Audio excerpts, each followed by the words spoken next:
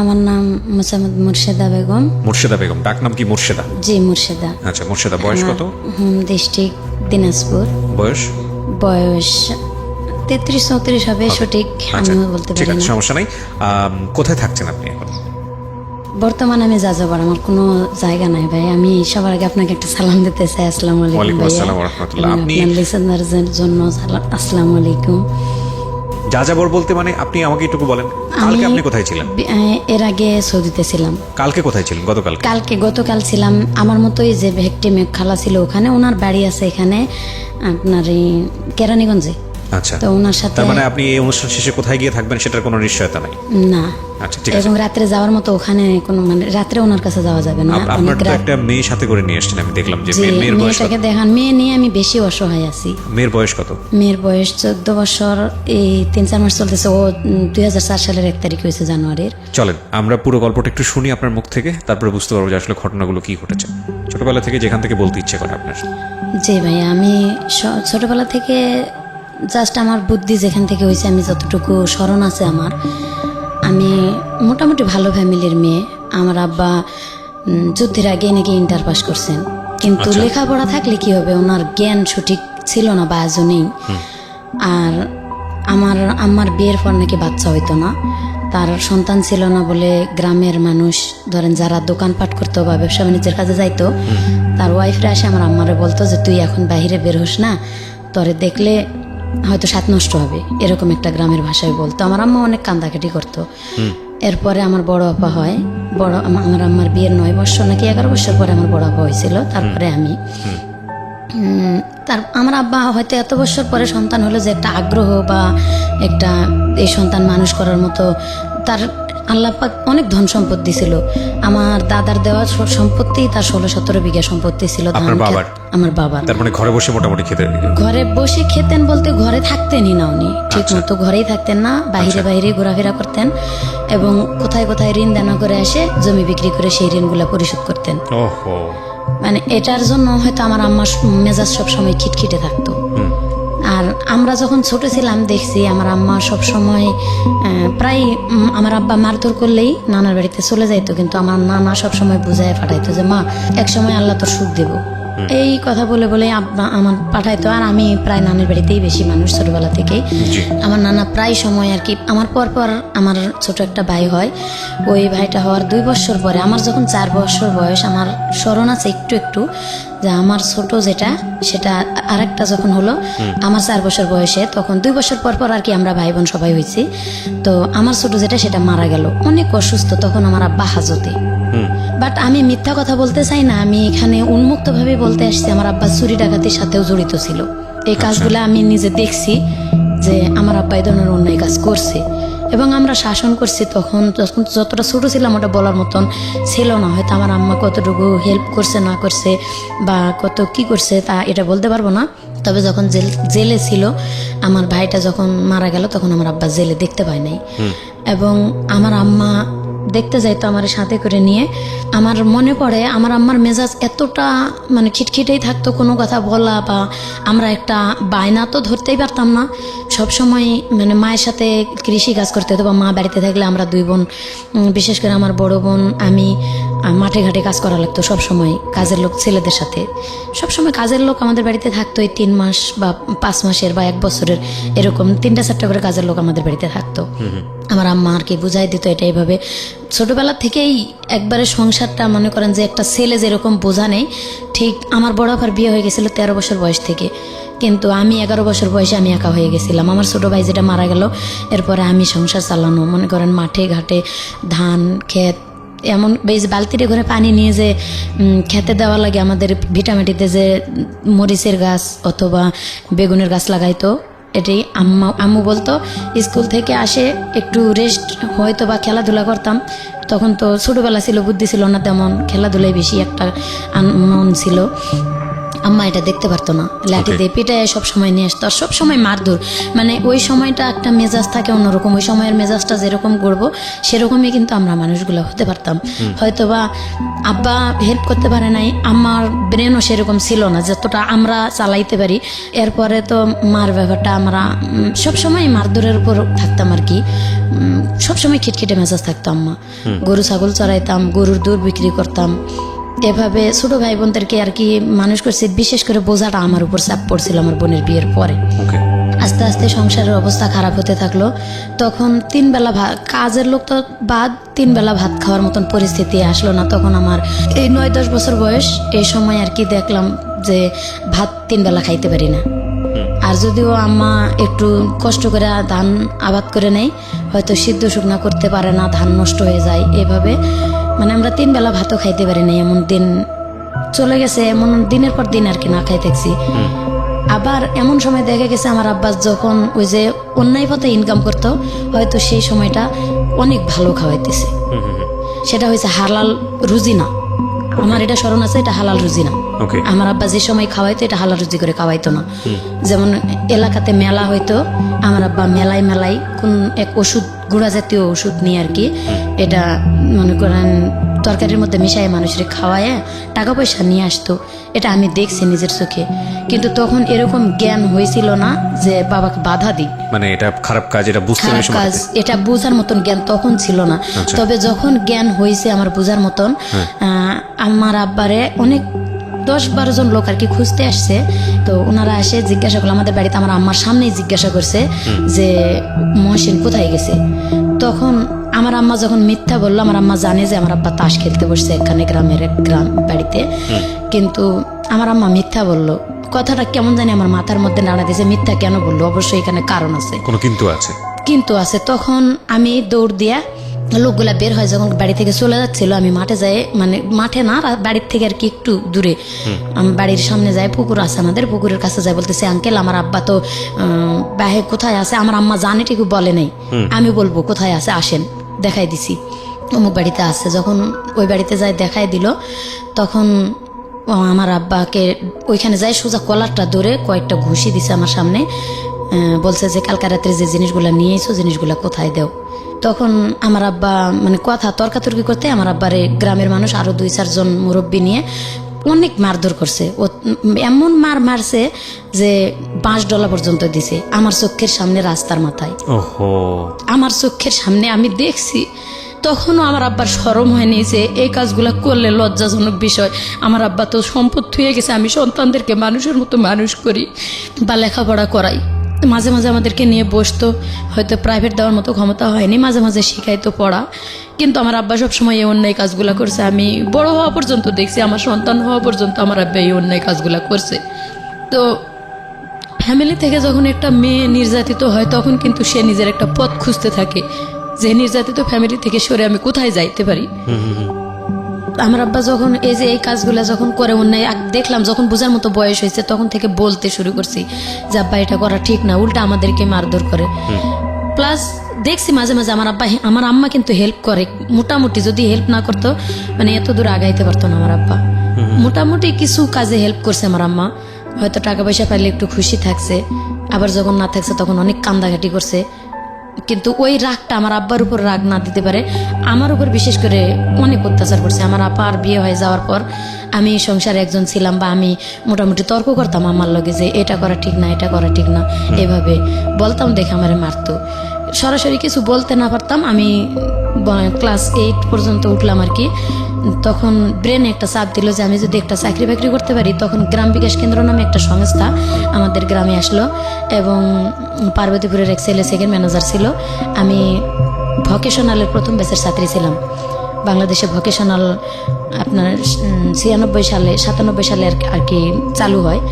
আমি ভকেশনালে ক্লাস 8 যখন পরীক্ষা দেব, তখনই আমার টেলারিং কোর্সে আমার আম্মা ভর্তি করে দিয়েছিল। আমি সবসময় আমার বলতাম যে আমি মানুষের বাড়িতে কাজ করে খাবো, তা বাড়িতে থাকবো না। প্রায় বাড়ি থেকে বের হয়ে চলে যাইতাম। যাই আমাদের ওখানে বিরামপুর একটা শহর আছে, শহরে আর কি মানুষের বাড়িতে আমি এমনি হোটেলে যাই, বসে বলতাম যে আমার যদি কেউ কাজ করে নেন আমি কাজ করে খাবো। এভাবে 3 দিন 4 দিন 5 দিনও মানুষের বাড়িতে কাজও করছি, মরিচ বাটা থেকে শুরু করে যা লাগে মশলা বাটা এভাবে কাজ করেও খাইছি। তো আমার আব্বা আবার খোঁজ পায় যায় নিয়ে আসছে মারধর করে ওখান থেকে, তুই লেখাপড়া করবি, তুই মানুষের বাড়িতে কাজ করবি কেন। ওকে। পরে এভাবে চলে গেছি।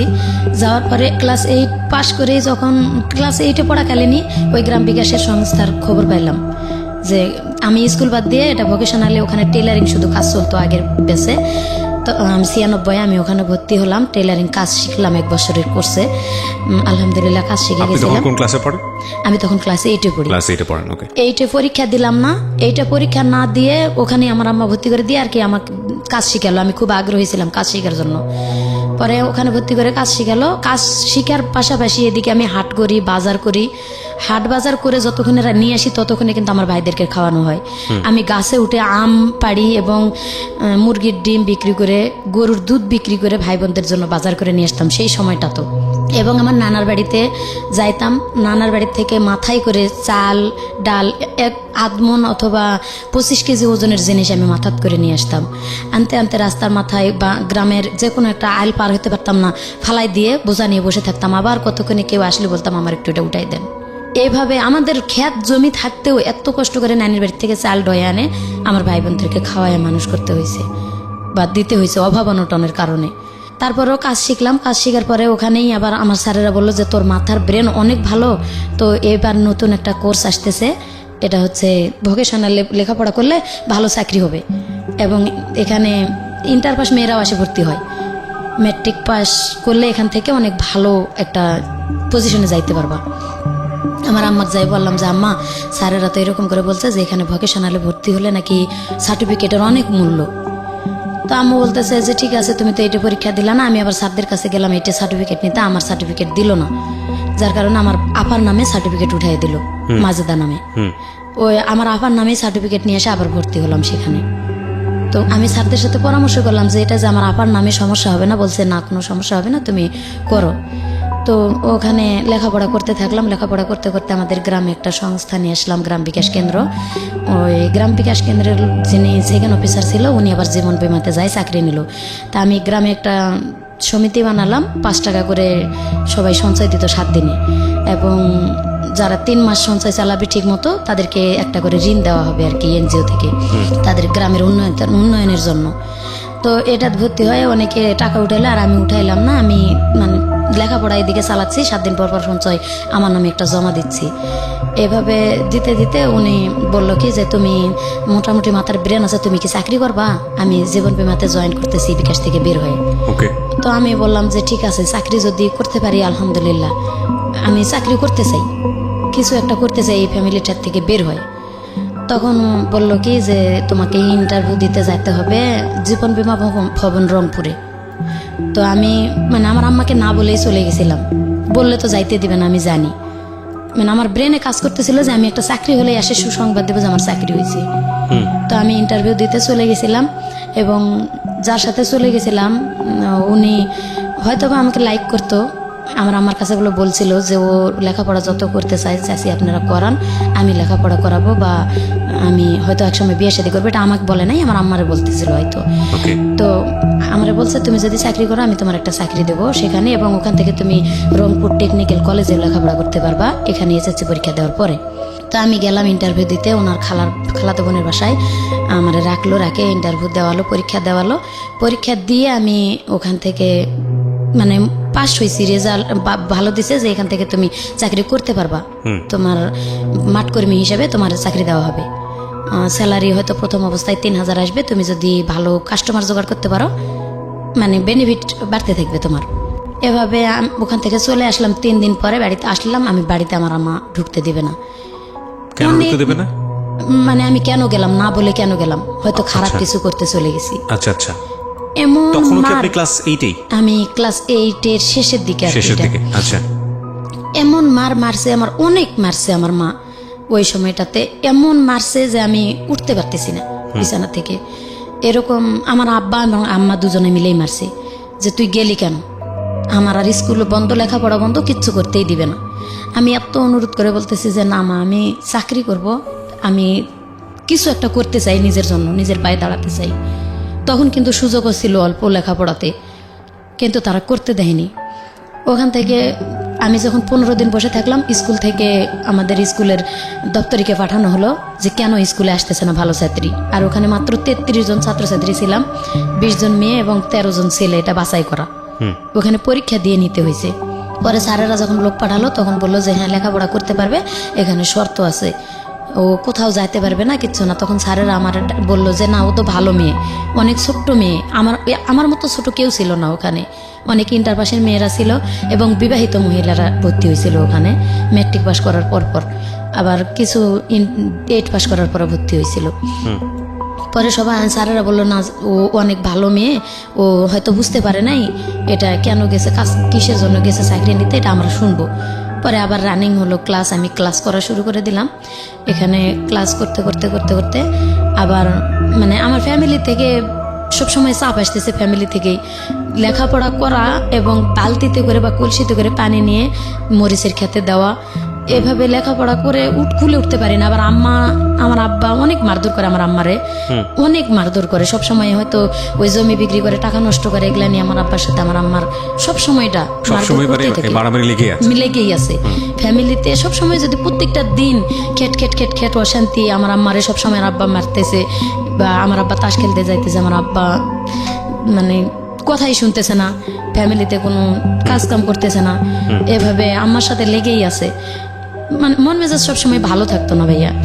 তখন বলতাম যে যদি আল্লাহ নিজে একটা কোনো কিছু করতে পারতাম, তাও তো মানে এখান থেকে একটু সরে যাইতে পারতেছি না। নিজের বাপ যেহেতু কিছু বলতে যে কেন এরকম করতেছো, বা আম্মার সাথেও বলতে পারি না। আমার আম্মা অসুস্থ হয়ে থাকে, দেখতে পারি সারা রাত আম্মার সেবা করতে করতে কাটে যায়। সকালবেলা উঠে রান্না করে রাখে, স্কুলে যাই, আর গরু ছাগল বাঁধে রেখে স্কুলে যাই। স্কুল থেকে আসে আবার সেই গরু ছাগল মাঠ থেকে আনে, পানি খাওয়ায়। আবার আম্মা দেখা গেছে অসুস্থ হয়ে আছে, আবার এই আকন্দের পাতা, এই পাতাটি নিয়ে আসে, পাতা বালু নিয়ে এসে গরম করে আবার আম্মার সেক দিতে হয়, মলম দিয়ে ডলা দিতে হয়, আবার মারের কারণে আবার মানে প্রায় নিত্যদিন এটি। গরু ছাগল নিয়ে এসে সেই গরু ছাগল বাঁধতে হয়, উঠাইতে হয়। আর তখন তো ছেলে মানুষের মন, একটু খেলাধুলার দিকে যাইতাম, খেলাধুলা করলে হয়তো গরু ছাগল কারো খেতে গেছে, ধরে খোয়াড়ে দিছে। আমার আব্বা যদি শুনছে যে খোয়াড়ে দিল, আমি ঘুমায় গেছি, হয়তো বা ঘুমার ভান করে রয়েছি, খোয়াড়ে যদি গরু ছাগল দেয়, এই সময় কিন্তু নিজের মনটাই খারাপ থাকে যে গরুটা আমি চড়াইতে নিয়ে গেলাম বা ছাগলটা চড়াইতে নিয়ে গেলাম, খোয়াড়ে দিল, ঘুম আসে না। আমার আব্বা যতক্ষণ বাসায় না আসে আমি কিন্তু চুপ করে চোখ বুঝে শুয়ে থাকি। আমার আব্বা ঘুমের তালে আসে বাতা দিয়ে ইচ্ছা মতো বাড়ি শুরু করে দেয় যে গরু ছাগল ছাড়ে দে, কই গেছিলা, কেন নিয়ে গেল খোয়াড়ে। আব্বার পাও ধরে, আব্বা আর মায়েরও না, আব্বা এভাবে মার দিও না, আমরাই তো সব সময় দেখি সংসার, তুমি আর কতটা গুরুত্ব দেও। খুবই দুঃখজনক। এভাবে আরো বেশি মারধর করে। আমাদের ঘর ছিল না থাকার, একটা ঘর, বাবা মা থাকে বুঝে নিত। তখনও তো সেরকম বয়স হয়েছিল না, একটু বোঝার মতন বয়স হয়েছিল আর কি, ক্লাস 8 শেষের দিকে, তো 8, 9 এরকম টাইমটা একটু বোঝার মতো বয়স হয়েছিল আর কি। থাকার মতন জায়গা ছিল না, আমার আব্বা ঘর করতেও না, ছোটবেলা থেকেই এক ঘরেই থাকতাম। আবার আমার দাদি ছিল, দাদি কোনোদিন আমাদেরকে নিত না এক ঘরে, বলতো যে প্রস্রাব করব, যার কারণে আমার দাদি যখন মারা যায় আমরা তখন ছোটই ছিলাম, ওই পরের থেকে দাদি মারা যাওয়ার পরে ওই একটা ঘরই আমাদের ঘর যেটা ছিল, এটা অরিজিনাল ঘরটা পড়ে গেল। এমনও দিন আছে ভাত খেয়ে ঘরটা ঝাড় দিয়ে হয়তো ভাতের আটাটা একটু দেয়ালের দিকে ঠেলে দিয়ে থুয়ে দিত আম্মা, ওইখানে বিছনা করে ঘুমাই থাকতাম। মাথায় তেল তুল দিলে পিঁপড়া আসে, কান মাথা মানে পুরা মাথা একবারে পিঁপড়া যেমন ঘর বাঁধে এরকম ঘর বাঁধার মতো, ঘুমে তেল উঠে সিলাসিলি করতাম, কান মাথা ডলাডলি করতাম। আব্বা উঠে একবারও দেখতো না, হয়তো আম্মা উঠতো মাঝে মাঝে, আর মাঝে মাঝে বলতো যে ঝাড়া দেও, মাথাটা ঝাড়া দেও, কিন্তু একবারে ঘর বাঁধার মতো পিঁপড়া, বড় বড় দাঁতলা লাল পিঁপড়া গুলা কানের মধ্যে কামড় দিয়ে। এরপর এত কষ্ট করে থাকতে থাকতে আল্লাহর কি হুকুম, এরপর 95-এর বন্যাতে আমার ঘরটা সব ভেঙে গেছিল। তখন আমি স্কুল থেকে আসে বালি প্লেটে করে পুকুর থেকে পানি উঠে হাতাম, বা এই কাদা উঠে হাতাম ডুব দিয়ে দিয়ে, উঠে এই কাদাটি 5 দিন 7 দিন শুকায়, আবার ওই কাদা মাথায় করে ডোয়ে নিয়ে এসে আম্মারে কইছি, আম্মা তুমি বাদ দাও, আমি মাটি উঠে দিয়ে এভাবে ঘর করবো, আমরা ঘর না হলে থাকতে পারবো না। তাল পাতার বেড়া করে থাকে, পরে ওই ঘর দিয়ে আমরা নিজেরাই ঘর তৈরি করলাম, আম্মা আর আমি। বিশেষ করে আম্মা আর আমি পরিশ্রম করে ঘর দুটা তৈরি করলাম, মাটির ঘর। এবং গ্রামীণ ব্যাংকের থেকে কিস্তি উঠায় আম্মা ঘরে টিন দিল, দিয়ে মোটামুটি আর কি একটু সচ্ছলের দিকে তখনকার থেকে হালকা নিজেরা আম্মা আমি এই কিস্তি উঠায়া গরু ছাগল পালে এভাবে ক্ষেত খামার নিজেরা একটু করে চালাইতে পারতেছি টুকটাক করে। ঠিক এরকম অবস্থায় আমার স্মরণ আছে যে আমি যখন ক্লাস 9-এর প্রথম দিকে, তখন মানে গ্রামের টিভি ছিল, সাদা কালো টিভি, আমার এক মামার বাড়িতে, গ্রামে হয়তো আর এক ভাইয়ের বাড়িতে। তো রাত্রে সবাই যাইতো, আমরাও মাঝে মাঝে লেখাপড়া শেষ করে আবার টিভিও দেখতে যাইতাম। জি। তো একদিন রাত্রে আমি টিভি দেখতে গেছি আমার মামার বাড়িতে, আমার অনেক খারাপ লাগতেছে। আম্মারে বলতেছি, আম্মা আমার জানি শরীরটা অনেক খারাপ লাগতেছে, তো তোমরা নাটক শেষ করে আসো। তখন ছোট ছোট ডেউ নাটক হইতো। বলছে যে তোমরা পরে আসো একটু, আমি আগে যাই। তো নাটক শেষ হয় নাই, আমি চলে আসছি। আমি আসলে আম্মা পিছে পিছে আমার আম্মা ওরা চলে আসছে। আর আমি যে চলে আসছি, আমার মামাতো ভাই কোন ফাঁক দিয়ে চলে আসছে ঘরে আমি জানি না। আমি সোজা আমাদের বাড়িতে ঢুকে আগে আমার মানে কারেন্টের সুইচ অফ না করে ঘরের দরজাটা শুধু খুলে দিছি, তালাটা খুলে বাইরের দরজা খুলে রেখে আসছে। আম্মা তো পিছে আসবেই 10 মিনিট পরে।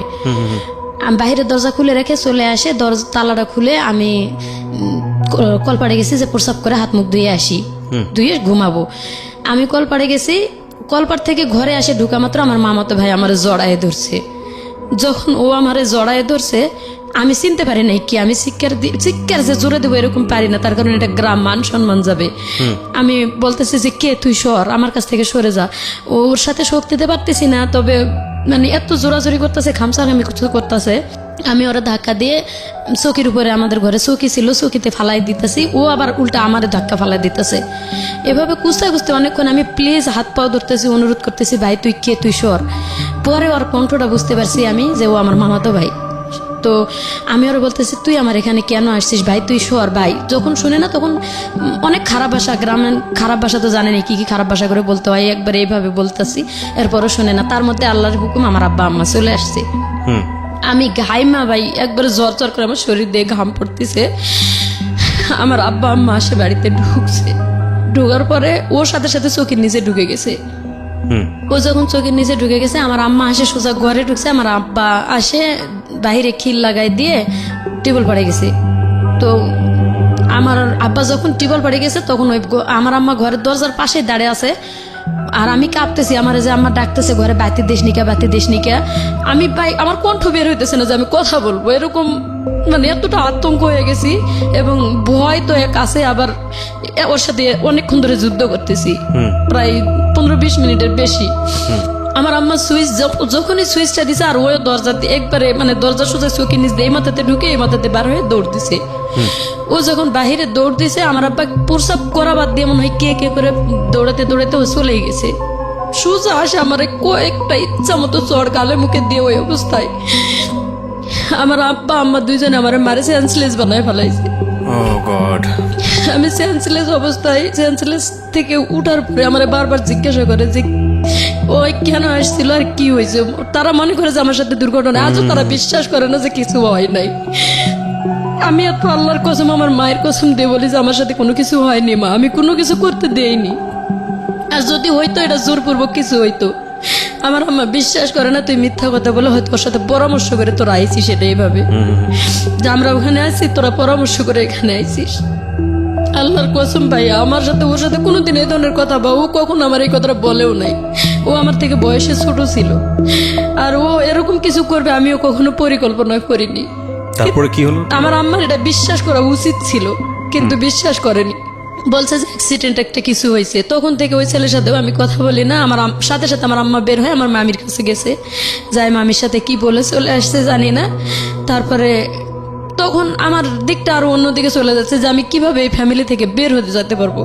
মানে সবসময় এমন এক খারাপ ভাষা ইউজ করতো আমার আম্মা, আরো বেশি। ওই সময়টাতে একটা ইয়ং মা সব থেকে ভালো বন্ধু হওয়া দরকার সন্তানের। সেই সময়টা মা সব থেকে ভালো বন্ধু হওয়ার দরকার, কিন্তু আমার মা ছোটবেলাতে যা করছে করছে, কিন্তু ওই সময়টা এসে একটু অন্তত নর্মাল হওয়া প্রয়োজন ছিল। এমনিতে রাত্রের দিনে হাট বাজার করাইতো, লাকড়ি ঘড়ি কুড়াইতো। এই বয়সে যায় লাকড়ি কুড়ায়, কুষারের ক্ষেত থেকে, মানুষের কুষারের ক্ষেত থেকে ঘড়ি বোঝায় বোঝায় ওই সময়টা তো কুড়াই নিয়ে এসে দিছি। এরকম অবস্থায় কিন্তু গ্রামের ছেলেদের কাছে অনেক লাঞ্ছিত হইতে হয়, সেগুলো তো মায়ের কাছে বলার মতো সুযোগ ছিলই না। কখনো বলতে পারিনি যে অমুক ছেলে আমার এই কথাটা বলছে, অমুক ছেলের সাথে হয়তো বা অমুক ছেলে আমার সাথে জোর করে শরীরে হাত দিচ্ছে, এটাও বলতে পারিনি। মা যদি সব থেকে ভালো বন্ধু হয়, মায়ের কাছে কিন্তু এই কথাগুলো বলা যায়। রাইট। তারপরের থেকে আমি ওখান থেকে মনে করেন যে এতটা রং হয়ে গেলাম বাবা মার চোখে যে মনে হয় আমরা দুজনেই কোনো বুদ্ধি করে এটা করছি। আমার আম্মারে খাইতে নিতে আমি যখন মানে মুডটা ভালো থাকতো, ইয়ার্কি ফাজলামো করতে, হাসতো, আমি আম্মারে বলতাম যে আম্মা আসলে আমার সাথে কোনো কিছু হয়নি। ওই কথাটা বললে আমার আম্মা জানি কালো হয়ে যাইতো, তার মুখটা অন্ধকার করে ফেলতো। আমার আপা, বড় আপা আমার জুতা দিয়ে পিটাইতো প্রায় সময় ওই কথাটা উঠাইলে, যে আমি চাইতেছি তাদের কাছে সলিড হতে যে আমি আসলে কিছু করিনি। যখন না পারছি তখন মানে আমি আমার ক্লাসমেট ছিল স্বামী একটার নাম, বান্ধবীর সাথে মোটামুটি শেয়ার করতাম যে ফ্যামিলি থেকে মেয়েরা যদি লাঞ্ছিত হয় তারা কোথায় যায় দাঁড়ায় বর। রাইট।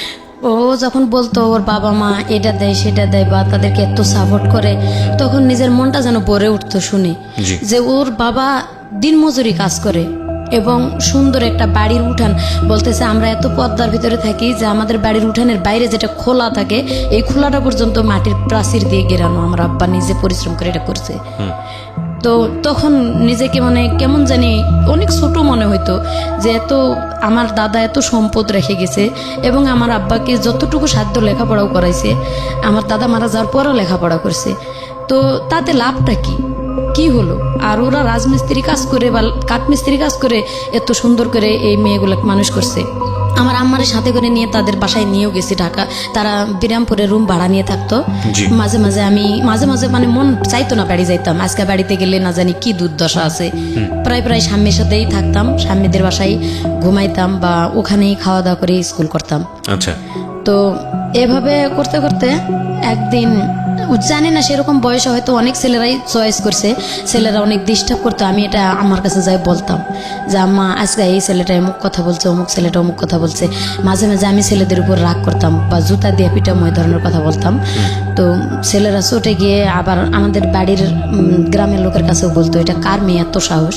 মোটামুটি সাহস ছিল ভাইয়া ছোটবেলা থেকেই আমার। তো আমার আম্মা বলতো যে তুই মেয়ে মানুষ হয় ছেলেদের সাথে এরকম করে কথা বলিস কেন? তো আমি কি করব, তারা রং কথা বলে আমার পিছে পিছে, আমি কি আর কোনো মেয়ে পাই না, খালি তোর সাথে এরকম করে সবাই। যদি কোনো কথাই শেয়ার করতে যাইতাম ওই আগের অতীতটা আমার টেনে আনতো, মানে ঘুরে ফিরে ওই একটা জায়গায় এসে ওই জায়গাটা এসে দাঁড়াইতো, যে কোনো কথার দিক দিয়ে আর কি ওটাই ঘুরে ফিরে। তো ওই যে বললাম যে ক্লাস 10-এ যখন আমার বিবাহিত মহিলারা মিলে একসাথে লেখাপড়া করতে থাকলাম, তো একদিন স্কুলে গেছি, আমার আম্মা বলতেছে আমার শরীরটা প্রচুর ব্যথা করতেছে, পারলে একটু হসপিটাল থেকে সরকারি ট্যাবলেট আর কি আনে দেওয়ার জন্য। ওষুধ কেনার মতন টাকা তখন ছিল না। আচ্ছা। বলতেছে যে পারলে হসপিটাল থেকে আমার একটু ওষুধ এনে দিস। তা আমি বললাম যে ঠিক আছে আমি যাব। গেছি স্কুলে, এমন বৃষ্টি আসছে, অনেক বৃষ্টি। আর আমি সকালবেলা বাসাতে বের হয়েছি, পরেতেই হালকা হালকা বৃষ্টি হইতেছিল। আর আমি যখন বাসাতে বের হয়েছি তখন পাশের গ্রামে আমাদের বাড়ি পার হয়ে মানে নদী পার হয়ে যাওয়া লাগে স্কুলে। তো আমি যখন নৌকা পার হয়ে গেছি তখন একটা ছেলে আমি আমার হাতে ছাতা আছে এবং ওই গ্রামের ছেলেটা, আমি এখন নাম বলতেছি, ছেলেটার নাম আলম ছিল, কিন্তু তখন আমি জানতাম না। আচ্ছা। ছেলেটা আমার সামনে এসে দাঁড়িয়ে বলতেছে যে মোটামুটি হ্যান্ডসাম ছেলেটা ছিল, আসে বলতেছে আপু আপনার বাড়ি কোন জায়গা? তো আমি বললাম যে অমুক গ্রামে। আপনার আব্বার নাম কি, আপনার নাম কি? তা আমি একটু রাগ হলাম যে একটু এমনি বৃষ্টি পড়তেছে আর আপনি এত কিছু জিজ্ঞাসা করার দরকারটা কি? আপনার গ্রামে আমার খালার বাড়ি অমুক, আমার খালা লাগে যাই জিগায়। এইভাবে বলে আমি তার সাথে আর কোনো কথা বলিনি। ছেলেটা আমার পিছিয়ে পিছিয়ে হাঁটতেছে, সামনে যাই রিক্সা পাইছি। তো রিক্সায় উঠছে, ছেলেটা বলতেছে আমি উঠবো, এক রিক্সায় গেলে সমস্যা কি? আমি কই না, আপনি রিক্সায় যাইতে পারবেন না। বলতেই আমার আব্বার বন্ধু যে ক্লোজ সবসময় রানিং মেম্বারই করে, আমার আব্বা ওনার হয়ে কাজ করে, উনি আর কি মূর্খ মানুষ ছিল, তবে মেম্বার, ওনার কাজগুলো আমার আব্বা করে দিত। তো উনি যাই দেখতেছে ছেলেটা আমার সাথে কথা বলতেছে আর কি, রিক্সায় উঠবে এরকম কিছু কথা। তো আমি ওই ছেলেটারে ডাইরেক্ট বলে দিলাম যে না আপনি কেন রিক্সায় উঠবেন? তো চাচা আসছে, আমি বলছি চাচা আপনি উঠবেন নাকি, আসেন। আমার আব্বা যেহেতু বন্ধু আর সবসময় আমাদের বাড়িতে উঠা বসে, আমি ওনার মেয়ের মতো। বললাম চাচা আসেন, উঠেন, বসেন। তো চাচা এসে উঠলো আমার রিক্সায়, বসে চাচার সাথে আমি গেলাম স্কুলে। স্কুলে যাই, সেদিন ক্লাস হলো না। তখন মানে সিনেমা হলে ছবি লাগাইছে আসামি বধূ। তো সব মহিলারা, বিবাহিত মহিলারা কি, যে টিচার ছিল টেইলারিং টিচার, উনি সবার সাথে ফাজলামো করতেছে, আজকে তো ক্লাস হবে না, তো তোমরা সবাই এক কাজ করো, মানে উনি জানি আমাদের সাথে বলতেছে তোমরা সবাই মিলে আসামি বধূ ছবি দেখে আসো, সিনেমা দেখতে যাও। তো যারা যারা বাড়ির পাশে বাড়ি ছিল, হিন্দু বৌদি যারা ছিল বা মুসলমানও ছিল, বলতেছে ঠিক আছে এটা তো একসাথে হলে ভালোই হয়, হালকা হালকা বৃষ্টিও আছে। তা আমারে পিচ্ছি বলে ডাকতো সবাই, বলতেছে পিচ্ছি তুই কি যাবি? তো কেমন জানি মনটা আনন্দ হয়ে উঠলো, ঠিক আছে সবার সাথে গেলে মনে হয় একটু ভালোই হয়। মনটা আরো বাড়ি থেকে মন খারাপ করে আসছে অনেক, সকালবেলায়ও হয়তো আব্বা আম্মা একটু রাগারাগি দেখে আসছি, মন খারাপ। আমি চলে গেছি তাদের সাথে। আমি কই আমার কাছে তো টাকা নাই বৌদি। বৌদি বলতেছে যে আমি তোর দাদার কাছে বলে টাকা নিয়ে এসেছি, বাড়ির পাশে আর কি তার দোকান ছিল, এক পাইলট স্কুলের সামনে তার হাজবেন্ডের দোকান এবং তার বাড়ির সাথেই। ওনার শাশুড়িকে বলে ওনার বাচ্চাকে রাখে, বললো যে আমার এখান থেকে সবাই যখন যাচ্ছে আমরা সবাই মিলে যাবো একসাথে।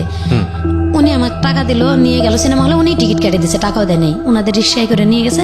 সিনেমা দেখছি আমরা। ওই সিনেমা দেখতে নাকি আমার যে আছে আমার সাথে রিক্সায় আসছে, উনি দেখছে।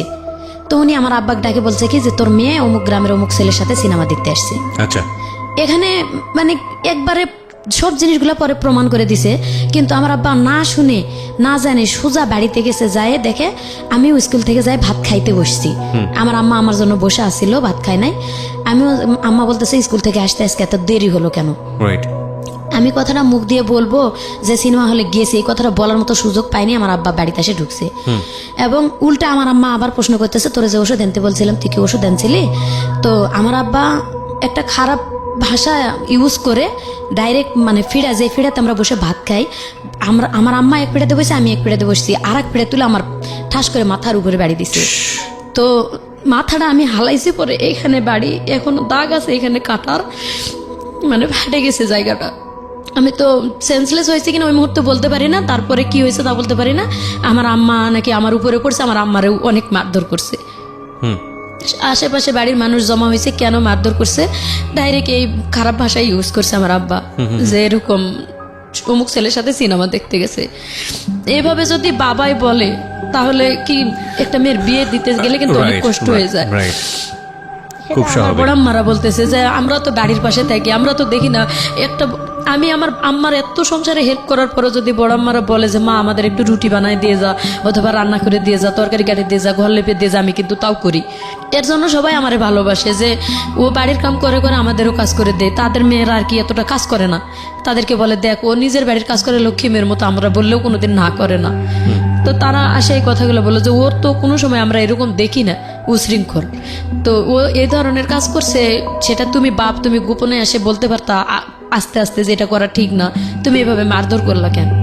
এরপরে আমি লজ্জায় গলায় ফাঁস নিতে গেছি, ভোরবেলার দিকে জ্ঞান ফিরছে আর কি। আমি জ্ঞান ফিরে দেখি আমি শুয়ে আছি একা, আমি ওড়না পেছে আর কি গলায় ফাঁস নিতে গেছি। যে এভাবে ছোটবেলাতে তো অত্যাচারে মানুষ হইতেছি, আবার এখন উপযুক্ত হয়েছি, যদি ফ্যামিলিতে অত্যাচারিত হয় এভাবে কোন ভালো ঘরে বিয়ে হবে? আমাদের তো ভালো ঘরে বিয়ে হওয়ার কোনো সম্ভাবনাই নাই। যার কারণে আমি গলায় ফাঁস নিয়ে মরতে গেছি। আমার আব্বাই দেখছে, আবার কেমনে ঘুমেতেছে এতন পাইছে। আমি আর এক ঘরে থাকি, ঘরে মাঝখান দিয়ে দরজা, তো ওই দরজার মানে দরজা লাগানো ছিল না, দুইটা ঘর করছিলাম আম্মা আমি মিলে, কিন্তু দরজা ছিল না, টাকা পয়সা অভাবে বানাইতে পারি নাই। তো ওই পাশের ঘরে আমি ছিলাম, আমার আব্বা দেখে আবার দৌড় দিয়ে ঘরে যায়, উন্নাটা খসে আবারও মারছে আমার। তখন অনেক মারলো, মারার পর আবার স্কুল লেখাপড়া বন্ধ।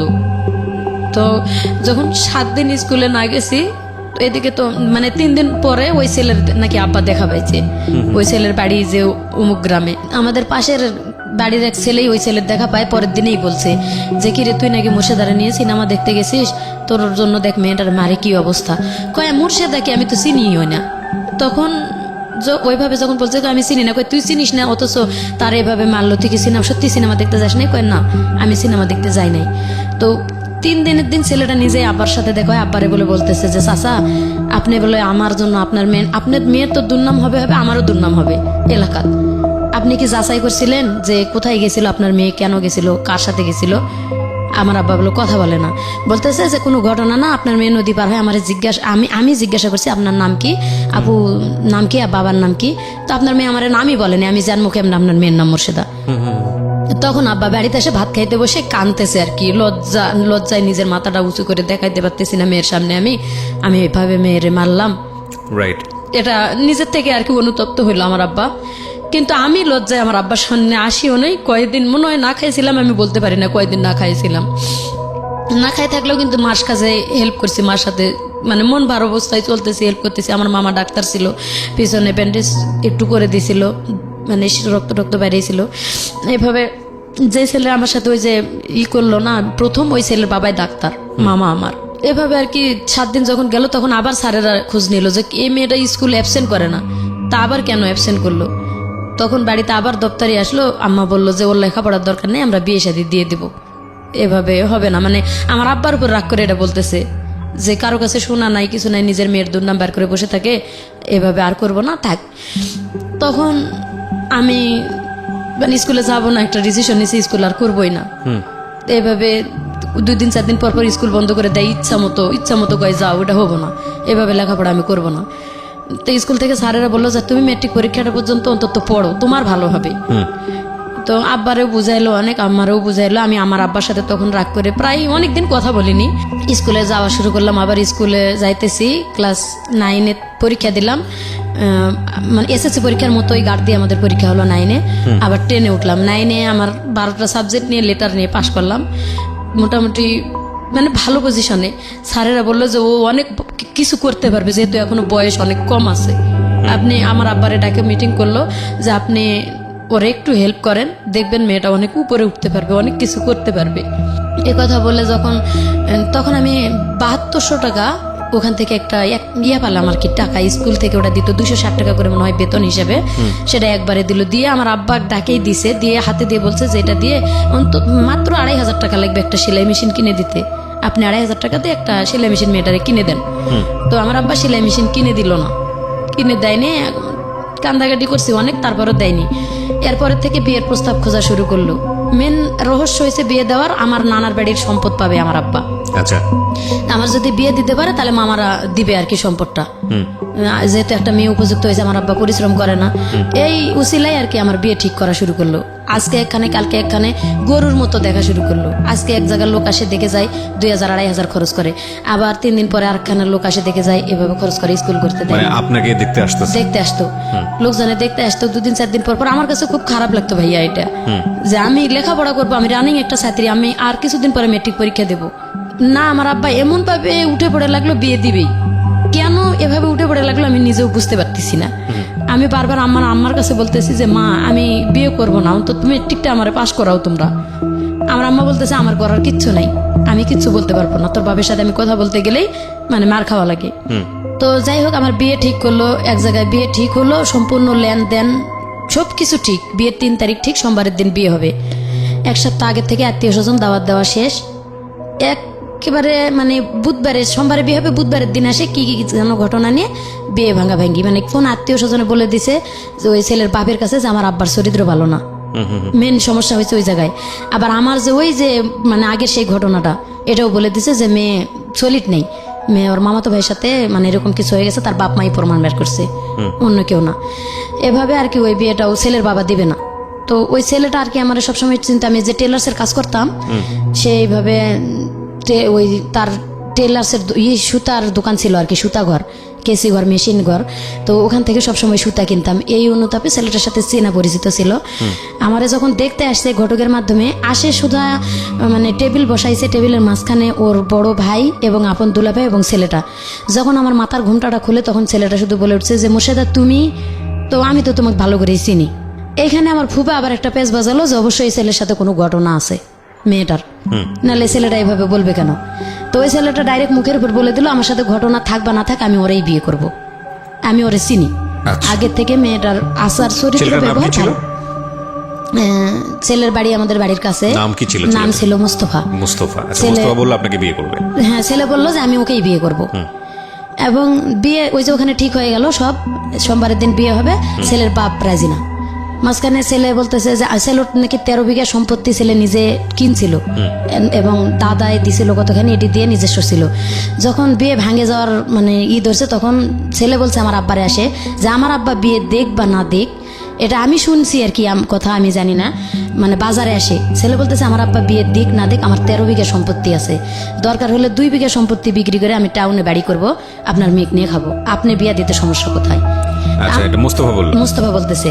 আর আমার আব্বা বলতেছে যে তোমার আব্বা যেখানে রাজি না সেখানে আমি আমার মেয়ে বিয়ে দিব না। আবার কি নিয়ে বিয়েটা ভাঙলো, কানের জিনিস দিতে হবে, ছেলের বাবা বলতেছে একজোড়া সাগরিকা দিতে হবে। সব বিয়ে ঠিক হওয়ার পরে আব্বা বলতেছে যে আগে যা লেনদেন ভাঙ্গাচুরা হয়েছে আমি সেলাই মেশিন দেবো এবং যৌতুক কত কি জানি না এসব নিয়ে কয়েছে আমি কানের জিনিস এভাবে দেবো না। ছেলে করছে কি রাত্রের বেলা আমার আব্বার কাছে 3,000 টাকা, তখনকার দিনে কিন্তু 6,000 টাকা ভরি ছিল স্বর্ণ।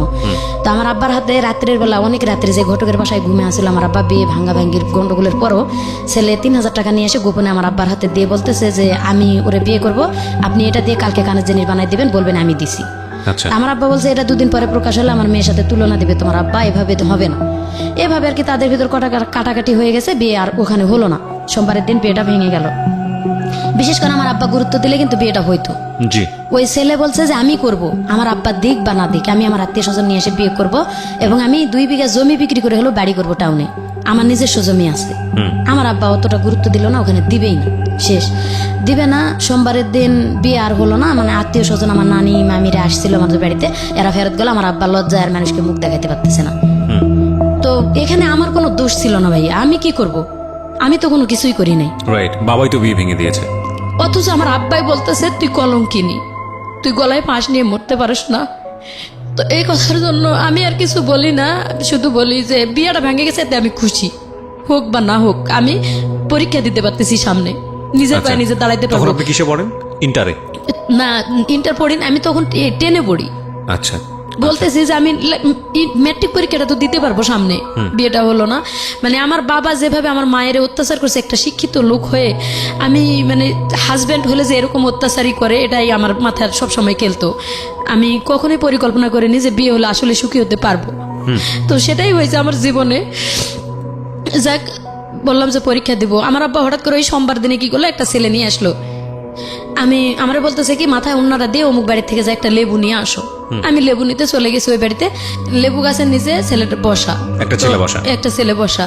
আমি একা একা আসতেছি, মাথায় উন্না। আমার আব্বা কোনোদিন বলেন, আমি তো সবসময় মাথায় কাপড় দিয়ে ঘুরতাম। তো বাড়িতে আমি মানে মাথার কাপড়টা ফেলে বাড়িতে আসি, ঘরের মধ্যে আমার আব্বা বলতেছে মাথায় কাপড়টা দিয়ে অমুক বাড়িতে একটা লেবু নিয়ে আসো। এখানে কিন্তু আমার মাথায় একটা কেস করছে, মনে হয় কোন মাথায় কাপড় দিতে বললো কেন আব্বা। তো যাই হোক, মাথায় কাপড় দিয়ে গেছি লেবু আনতে, দরজায় যাই দেখি একটা ছেলে বসা। দেখে আমি আর লেবু নিতে না ঢুকে ওখান থেকে ঘুরে ফেরত আসছি।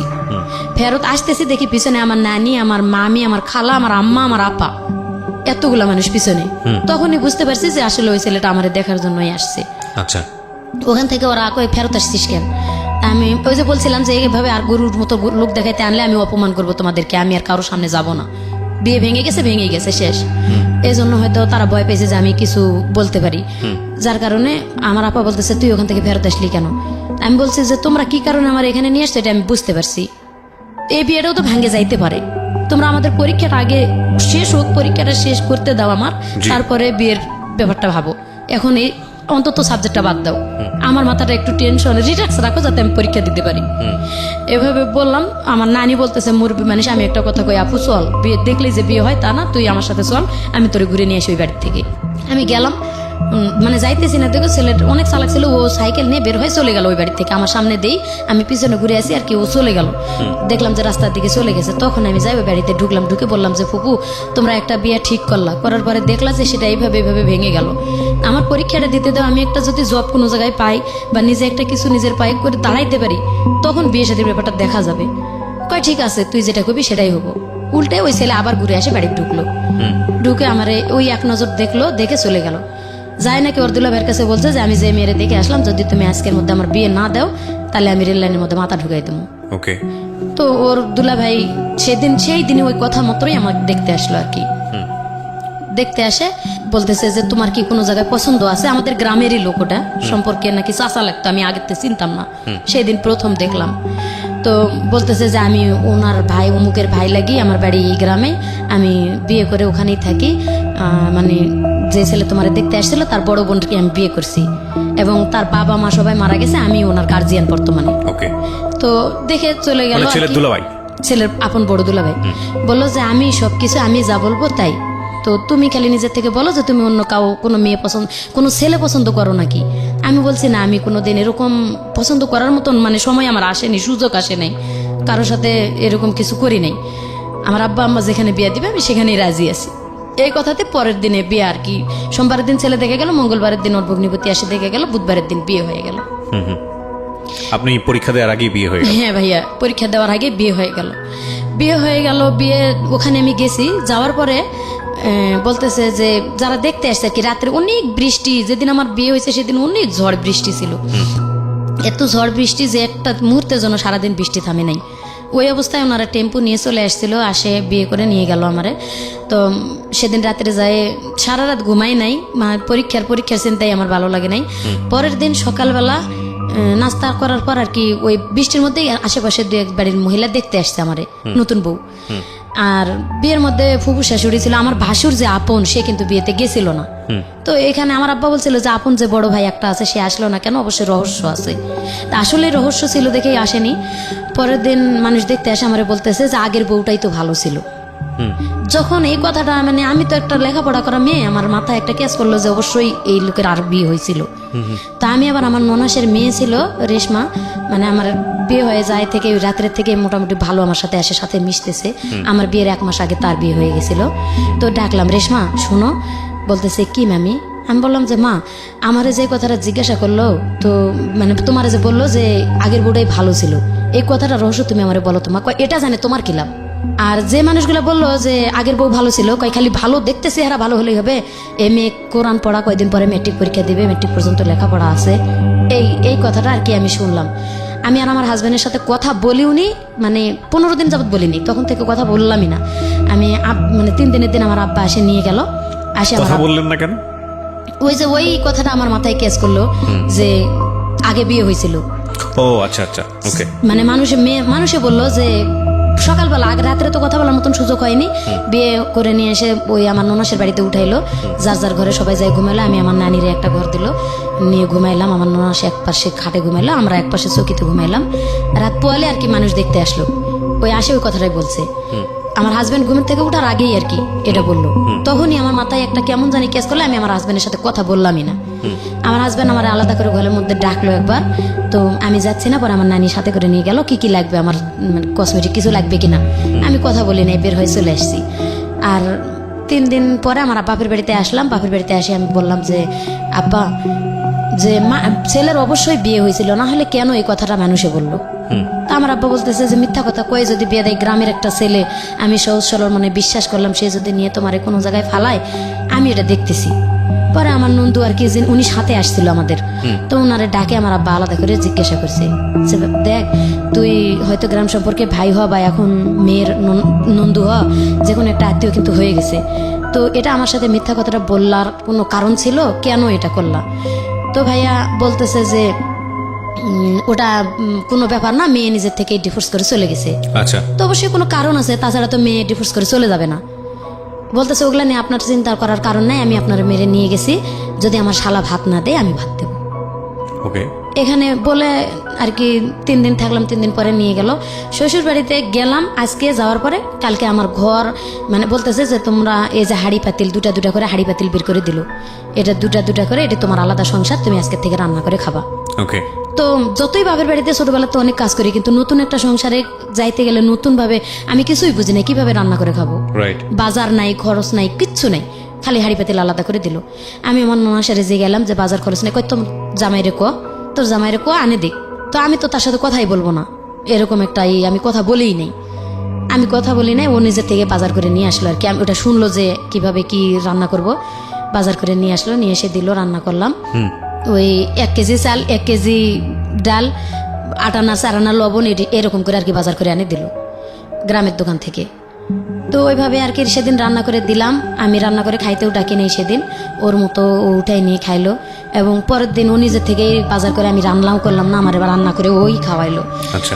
মানে আমি এতটা মানে ব্রেনে চাপ দিয়ে যাচ্ছি, এর মধ্যে আমার ননাস কয় কি ডাক দিয়া কয় তোর বাপের বাড়ি থেকে টাকা নিয়ে এসে জায়গা কিনে বাড়ি করতো। কয়দিনের বিয়ে? এটা মনে হয় 4 দিন 5 দিনের দিন। বলতেছে যে তুই জায়গা কিনে তোর বাপের কাছ থেকে টাকা এনে জায়গা কিনে তোরা বাড়ি কর। আর তখন জায়গার দাম 500 টাকা শতাংশ। 97 সালের শেষের দিকে আমার বিয়ে হয়েছিল, তো 500 টাকা শতাংশ। কিন্তু ওই জ্ঞানটাও তো আমার ছিল না যে কি বলতেছে ওরা, যে বাড়িঘর দেখে বিয়ে দিছে এটাই আমার শ্বশুরের আসল বাড়িঘর, কিন্তু ওটা ওরা লিখে নিছে আগে, এবং এটা ওরা ফ্যামিলির সবাই জানে। এই জন্যই আমার ভাসুর আমার বিয়েতে আসেনি, বলছিল যে তুই জায়গা কিনে বাড়ি করবি তারপর বিয়ে করবি। আচ্ছা। আমি যখন কান্দাকাটি করছি তখন আমার ভাসুর এই কথাটা শুনে আর কি বলছিল, আমার জাল আমারে ডাকে নিয়ে গেল, আমি অনেক কাঁদতেছি, আমার জাল ডাকে নিয়ে গেছে যে তুই কাঁদতেছিস কেন। তো আমার হাজব্যান্ড আমারে বারবার জিজ্ঞাসা করতেছে তুমি কান্দো কেন, আমি তার সাথে একদম কথাই বলি না। তখন ভাই বউর কাছে যাই বলছে আরেক বাড়িতে, ভাই বউ এসে আমার ডাকে নিয়ে গেছে যে মোর্শেদা তোর কি হয়েছে, আয় আমার কাছে, কি হয়েছে বল। আমি বলছি যে আপা আমার এইভাবে বলছে যে জায়গা নাকি কিনে বাড়ি করতে হবে। তখন আমার ভাঙে বললো ঘটনাটা, আসলে ওর বিয়ে করছিল, বিয়ে করে ওর ভালো ছিল না, যার কারণে আমার শ্বশুর মরার আগেই ওর যে সম্পদটুকু এটা ছোট বোনের নামে লিখে দিছিল এবং ছোট বোনকে বলছিল যে তুই তোর ভাইরে এই জায়গাটা ছাড়ে দিবি বাড়ি করার জন্য। সে না দিয়ে ওটা ছোট বোন বিক্রি করে আর কি তার হাজবেন্ডকে দিছে। এখন তোমাদের আসলে জায়গা বলতে কিচ্ছু নাই, তুমি জায়গা কিনেই বাড়ি করতে হবে। কিন্তু ওর টাকা পয়সা আছে, কোথায় আছে টাকা পয়সা, কয় ওর এই যে এই দুলাভাইয়ের কাছেই 15,000 টাকার মতো রাস্তার কাজ হয়েছে, ও কাজ করে টাকা রাখছে, ওই টাকা নিয়ে ওর সাথে আগেও গন্ডগোল হয়েছে, এই জন্য তোমার ভাইসুর বিয়েতে যায় নাই। বলছিল যে তোর টাকা আছে জায়গা কিনে বাড়ি করে তুই বিয়ে কর। তো ওটা শুনে নাই যখন, এই জন্য তোর ভাইসুর বিয়েতে গেল না। তা আমি আবার মানে বাধ্য হয়ে তখন আমি আমার বাবার বাড়িতে গেলাম। আবার সেদিন আমি আমার ননাসের কাছে বললাম যে হয় আপনার ভাই বলেন আমাকে নিয়ে যায়, তুই আসুক, আমি আমার বাপে বলে টাকা নিয়ে আসবো। এই কথা আমার মেন রহস্য, আমি যে আমার আব্বার কাছে আবার ঘটনাগুলো খুলে বলবো। আস্তে আস্তে একটা করে সমস্যা বাড়তেছে। প্রথম হিসেবে বিয়ে করছে, দ্বিতীয় তবে জায়গা জমি নেই, বাড়ি ঘরে নেই। তো আমার আব্বাকে যাই যখনই বললাম যে আব্বা 15 দিনের জায়গা এটা, গেলাম বাপের বাড়িতে, তো আব্বা বলতেছে যে জায়গা জমি যখন নাই, আমার এখানে অনেক জায়গা আছে, তোমরা এখানে বাড়ি করে থাকবা, যদি ছেলে ভালো হয়, আর যদি দেখি ছেলের কোনো দোষ আছে তা আমি সময় থাকতে তোমার ডিভোর্স করে অন্য জায়গায় বিয়ে দিয়ে দেবো। এটা 15 দিনের মাথায় আব্বা বললো। তা আম্মা বলতেছে যে মেয়ে মানুষের বিয়ে মা একবারই হয়, এটা বলে কোনো লাভ নাই, তুমি একটু কষ্ট করে পারলে করে খাও, দেখো। তো তখন আমি আবার আমার হাজব্যান্ডের সাথে আমার বাপের বাড়িতে এসে কথাও বললাম, বা আমাদের মধ্যে মিলামিশাও হলো। পরে আমি বুঝাইলাম যে জায়গার যখন দাম কম আছে, বাপের বাড়িতে থাকার থেকে আসলে নিজের ওইখানে জায়গা কিনে বাড়ি করা ভালো। তা আমার আব্বা কি দিতে চাইছে, তোমার ভগ্নিপতিরে ডাকো, এখানে কি টাকা দিতে চাই বা কি দেয় আমার আব্বার কাছে। আমি কিন্তু আমার আব্বার সাথে ওই আগের থেকে একটু কথা, যখন আমার খুব মারধর করতো তখন থেকে কথা কম বলতাম, আব্বার সাথে কথা বলিই না বললে চলে। ওই বিয়ের পরে যাই খেলে একটা কথাই বললাম যে আব্বা কোন বাড়িতে আমার বিয়ে দিলা, এই কথা মানুষে বলে। আর তারপরেও কথা বলি নাই। এই যে আমার আম্মার সাথে বললাম, আম্মা বলতেছে তোমার টেনশন করা লাগবে না, আমি দেখি এটা। পরে আব্বা আমার আম্মার কাছে বলে দিছে যে আমার জায়গা জমি আছে, ওরা এখানে বাড়ি নিজেরা পরিশ্রম করে ওদের টাকা দিয়ে বাড়ি করুক, আমি জায়গা ছাড়ে দেবো। এই যে আমার জামাইয়ের শুরু হলো এখান থেকে, মানে বাদাইম্মাপনা, বিয়ের পরের থেকেই কোনো কাজকাম করে না। তো আমার আম্মা আজকে আমার দুলাভাইয়ের সাথে পাঠাই 40 টাকা হাজিরা, দিন হাজিরা কাজ করতো। তখন 40 টাকার কাজ করলেও কিন্তু 20 টাকা খরচ করে 20 টাকা থাকতো, কিন্তু একদিন কাজ করলে আর 7 দিন কাজ করে না। আর গাঁজাখোর ছেলেদের সাথে ঘোরাফেরা, প্রায় শোনা যায় যে সে গাঁজা খায়। কিন্তু আমি এটা মানে খেয়াল করতে পারি না, আমি তো তখন ছোট মানুষ, একেবারে বেশি বড় না, এতটা বোঝার মতো জ্ঞান নাই। তো আমি বলি, মানুষে আসে আমার বলে আপু, বুবু, গ্রামের ভাষা বলে তো বুবু, বুবু দুলা ভাইয়ের অমুক জায়গায় দেখে আসছে গাঁজা টানতে। তো আসলে আমি সুন্দর মতন বললেই, মানে মায়ের বাড়িতেই আমার রাত্রে যদি বিছানায় শুয়ে আমি বলতে যাই কথাটা, আমার পাও দিয়ে গুড়ি দেয় অথবা লাগতে খাটের উপর থেকে ফালায় দেয়, মারে। এই কথাটা আমি আব্বা আমারে বলি নাই প্রথম অবস্থায়, আমারে মারে, আমি ওখানেই চেক দিয়ে থাকি, মারে ওখানেই চেক দিয়ে থাকি, এবং ওর পাও ধরে ধরে বলি প্লিজ ভাই তুমি একটু ভালো হও, আবার তোমার একটা ওয়াইফ কিন্তু ভালো, এই যে তুমি যদি ভালো থাকতা তাহলে কিন্তু যাইতো না, এই কারণেই হয়তো গেছে। এইটা বললে আরো বেশি মার, তুই ওটা দেখতে যাস কেন, আমার আগের ওয়াইফ ছিল। এই যে শুরু হয়ে গেল, তার মানে বেগ রিপোর্টটা ওখান থেকে আমি পাইলাম। আর আমার বিয়ের 2 মাস পরে আমার প্রথম বাচ্চা পেটে আসছে। আমি বাপের বাড়িতেই থাকতেছি এভাবে 8-9 মাস আর কি। ও কোনো কাজই করে না। আমার ছোট যে 2 ভাই ছিল, সবার ছোটটা কাজ করতো না, কিন্তু আমার ছোট যেটা, ওটা ব্রাক স্কুলে পড়তো যখন আমার বিয়ে। তো ব্রাক স্কুল থেকে লেখাপড়া করার পরে বিকেলবেলা মাঝে মাঝে দুলা ভাইয়ের সাথে যাই, খোয়া টোয়া ভাঙতো। তো ওরে যাইতে কইতো আম্মা, ও ভাঙতো না। আম্মা আলাদা করে দিল যে তোমরা তোমাদের মতন বাজার খরচ যা করে খাইতে পারো তোমরা খাও। ও তো কাজই করে না, আমারে খাওয়াবে কোথার থেকে। এইভাবে দুলাভাই টানে টানে নিয়ে যায়, একদিন কাজ করলে আর 4 দিন করে না, একদিন করলে আর 4 দিন করে না। মানে এমন একটা সিচুয়েশনে আসলো, আমার আব্বা আমার পেটের বাচ্চা নষ্ট করে আমার ডিভোর্স করাবে। আমার বাবা এটা করতে যাচ্ছে, আমার হসপিটাল নিয়ে যাবে। রাত্রে আমার হাজবেন্ড বুঝতে পারছে যে কালকে আমার হসপিটালে যাবে। আমি শুকায়ে মেরা হয়ে গেছি, একবারে খাইতে পারি না, একে তো আর প্রথম বাচ্চা পেটে আসছে, আমি বুঝি না কোনো কিছুই। বমি আসে এবং যেটুকু খাই ওটুকু বমি হয়ে যায়, ভালো মন্দ কোনো খাবার নাই। আর আম্মার ভাত আমি রাগ করে খাই না। আমার আম্মা আমার জামাইরে মানে অনেক খারাপ ভাষা করে বকাবকি করে। যে কুইরা খাটে না, বাদাইম্মা, এটা সেটা অনেক কিছু খারাপ করে বকে। আমার এটা শুনতে খারাপ লাগে। বিয়ে তো তোমরাই দিছো, কেন আগে দেখলা না? আর আমার ভাত রেখে থুয়ে যায় পাতিলে আম্মা, যে এই ভাতটুকু উঠাই নিয়ে তুই খাই থাকবি, ওরে ভাত দিবি না। ও ভাতটুকু পাতিল থেকে উঠায় মা খায়, আমার কয় কি আয় তোরে হাত দিয়ে তুলে খাওয়াই দেই, আমিও খাই। আমি কইতাম তুই বেলজ্জা থেকে এই ভাতটি এভাবে খাইতেছস, তোর সামনে কয়ে গেল যে তোরে ভাত দিতাম না, আমারে খাইতে কয়ে গেল, তুই কোন হিসাবে ওই ভাতটা উঠাইছিস খাইতে? আমি খামো না, তুই কামাই করে না খাওয়াইলে। আমার মায়ের ভাত আমি খামো না, তুই খাস কে? কয় যতক্ষণ আছে ততক্ষণ খামো, যখন থাকবো না তখন খামো না। মানে এমন বেলজ্জা। ওকে।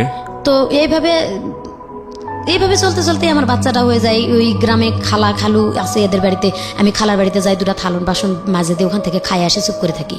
মামির বাড়িতে 2 থাল বাসন মাঝে দিয়ে ওখান থেকে খাই আসে চুপ করে থাকি।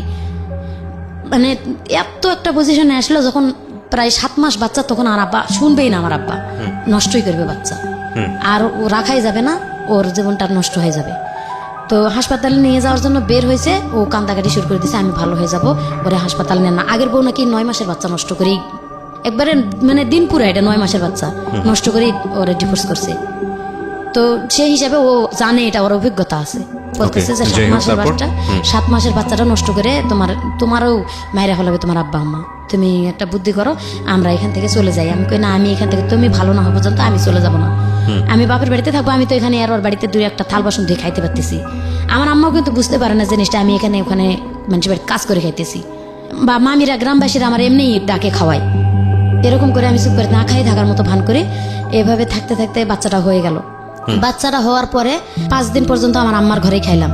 5 দিনের পরে ওরে বকাবকি শুরু করলো, ও চলে গেল। নতুন একটা সাইকেল কিনে দিল আম্মা, কিস্তি তুলে বললো একটা সাইকেল কিনে দিলাম, তুমি রাজমিস্ত্রি কাজ করো আমার বড় জামাইয়ের সাথে।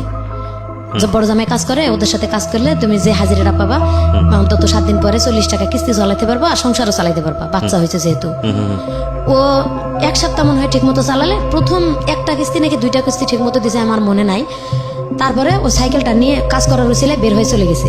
আচ্ছা। যায় আর আসে নাই, বাড়িতে আসে নাই। আমি তখন কিন্তু আতুর ঘরে, আমার আব্বাও তখন বাড়িতে নাই। আমার আব্বা আগে থেকেই মাঝে মাঝে বাড়িতে থাকতো না, 4-5 মাস। আমার বাচ্চা যে সময় হয়েছে ওই সময় আমার আব্বা বাড়িতে নেই। ওকে। আমার আম্মারও দিন কষ্টে যাইতেছে খুব। আমার ভাইয়েরা 2 ভাই যে খোয়া টোয়া বাড়ি যেটুকু নিয়ে আসে এটুক দিয়ে তারা চলে না, আমারে কি খাওয়াবে? আর আমার আম্মা আমারে যদিও 4টা ভাত দেয়, আমি কিন্তু খাই না, বকাবকি করে দেয় ভাতটা। পরে ওই বড় আম্মারা দিয়ে গেলে আমি খাই। এভাবে যখন 13-14 দিন হয়ে গেল, বাচ্চার বয়স প্রায় 23 দিনের মতো, সেদিন হঠাৎ করে ব্যাগ ভরা বাজার নিয়ে আমার জামাই বাড়িতে উপস্থিত। মানে কি বলবো, এদিন আনন্দর আর শেষ নেই। ব্যাগ ভরে 2টা মিনু শাড়ি ইন্ডিয়া থেকে, এবং বাচ্চার জন্য একটা তোয়ালা, বাচ্চার জন্য 2টা গেঞ্জি প্যান্ট, এভাবে নিয়ে ব্যাগ ভরে চাল ডাল মাছ তরকারি নিয়ে চলে আসছে। সাইকেল নাই। তো বাড়িতে এসে ঢুকা দেখে আম্মা বলতেছে সাইকেল কোথায়? কই সাইকেল আছে। ভাত রান্না করলাম, খাওয়াইলাম। হয়তো 12-13 দিন পর বাড়িতে আসছে।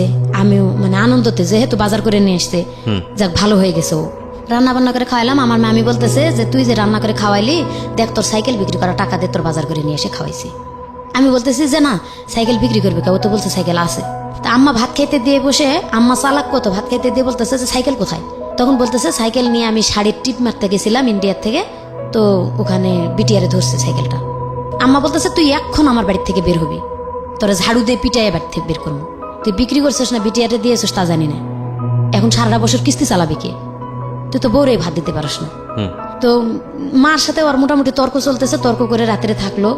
এমন এমন দিন গেছে আমার আম্মা, ধরেন ও তো আমারে মারে, অত্যাচার করে। আমি মনে করেন ওর সাথে চাই না যে মিলামিশা করি বা ওর সাথে কথা বলি। আমি ওই বাচ্চা রেখে গলায় ফাঁস নেওয়ার জন্য মাঠের মাঝখানে একটা আম গাছ আছে, দড়ি নিয়ে যায়, অনেকক্ষণ দাঁড়িয়ে থাকি। আর আমার বাচ্চাটার কথা মনে পড়ে যে আমি, বাচ্চার বয়স কত তখন? প্রায় 25 দিন মতো। ওকে। যে আমি যদি এই বাচ্চাটা রেখে মারা যাই, আমার আব্বা আম্মা তো ওরে দেখতেই পারে না, ওর সন্তান তো দেখবেই না যখন পেটে। তখনই আমরা নিজেরাই মনে করেন ছোটবেলা থেকে ফ্যামিলিতে অত্যাচারিত, আমার সন্তান তারা কিভাবে মানুষ করবে? এবং বাপ তো ভালো না। আবার রশিটা নিয়ে ফেরত চলে আসি বাড়িতে। আসে আমার সন্তানের বুকে নিয়ে আমি কয়েক মানুষের বাড়িতে কাজ করে কামাই সন্তান নিয়ে, তাও যাক নিজের জীবনটা শেষ করলাম না। পরে ভাইয়া ওখান থেকে আবার বুঝাতে শুরু করলাম যে ভাই দেখ, একটা সন্তান হয়েছে, বাচ্চাটার মুখের দিক তাকায় তুই ভালো হ। আবার কিছুদিন মাঠে কৃষি কাজ হলো, কিছুদিন কাজ করলো কৃষি কাজ, মানে 15 দিন যদি মানে 1 সপ্তাহ কাজ করলে আর 15 দিন বসে থাকি, 1 সপ্তাহ কাজ করলে তারপরও চলতো যে 1 সপ্তাহ তো কাজ করতেছে।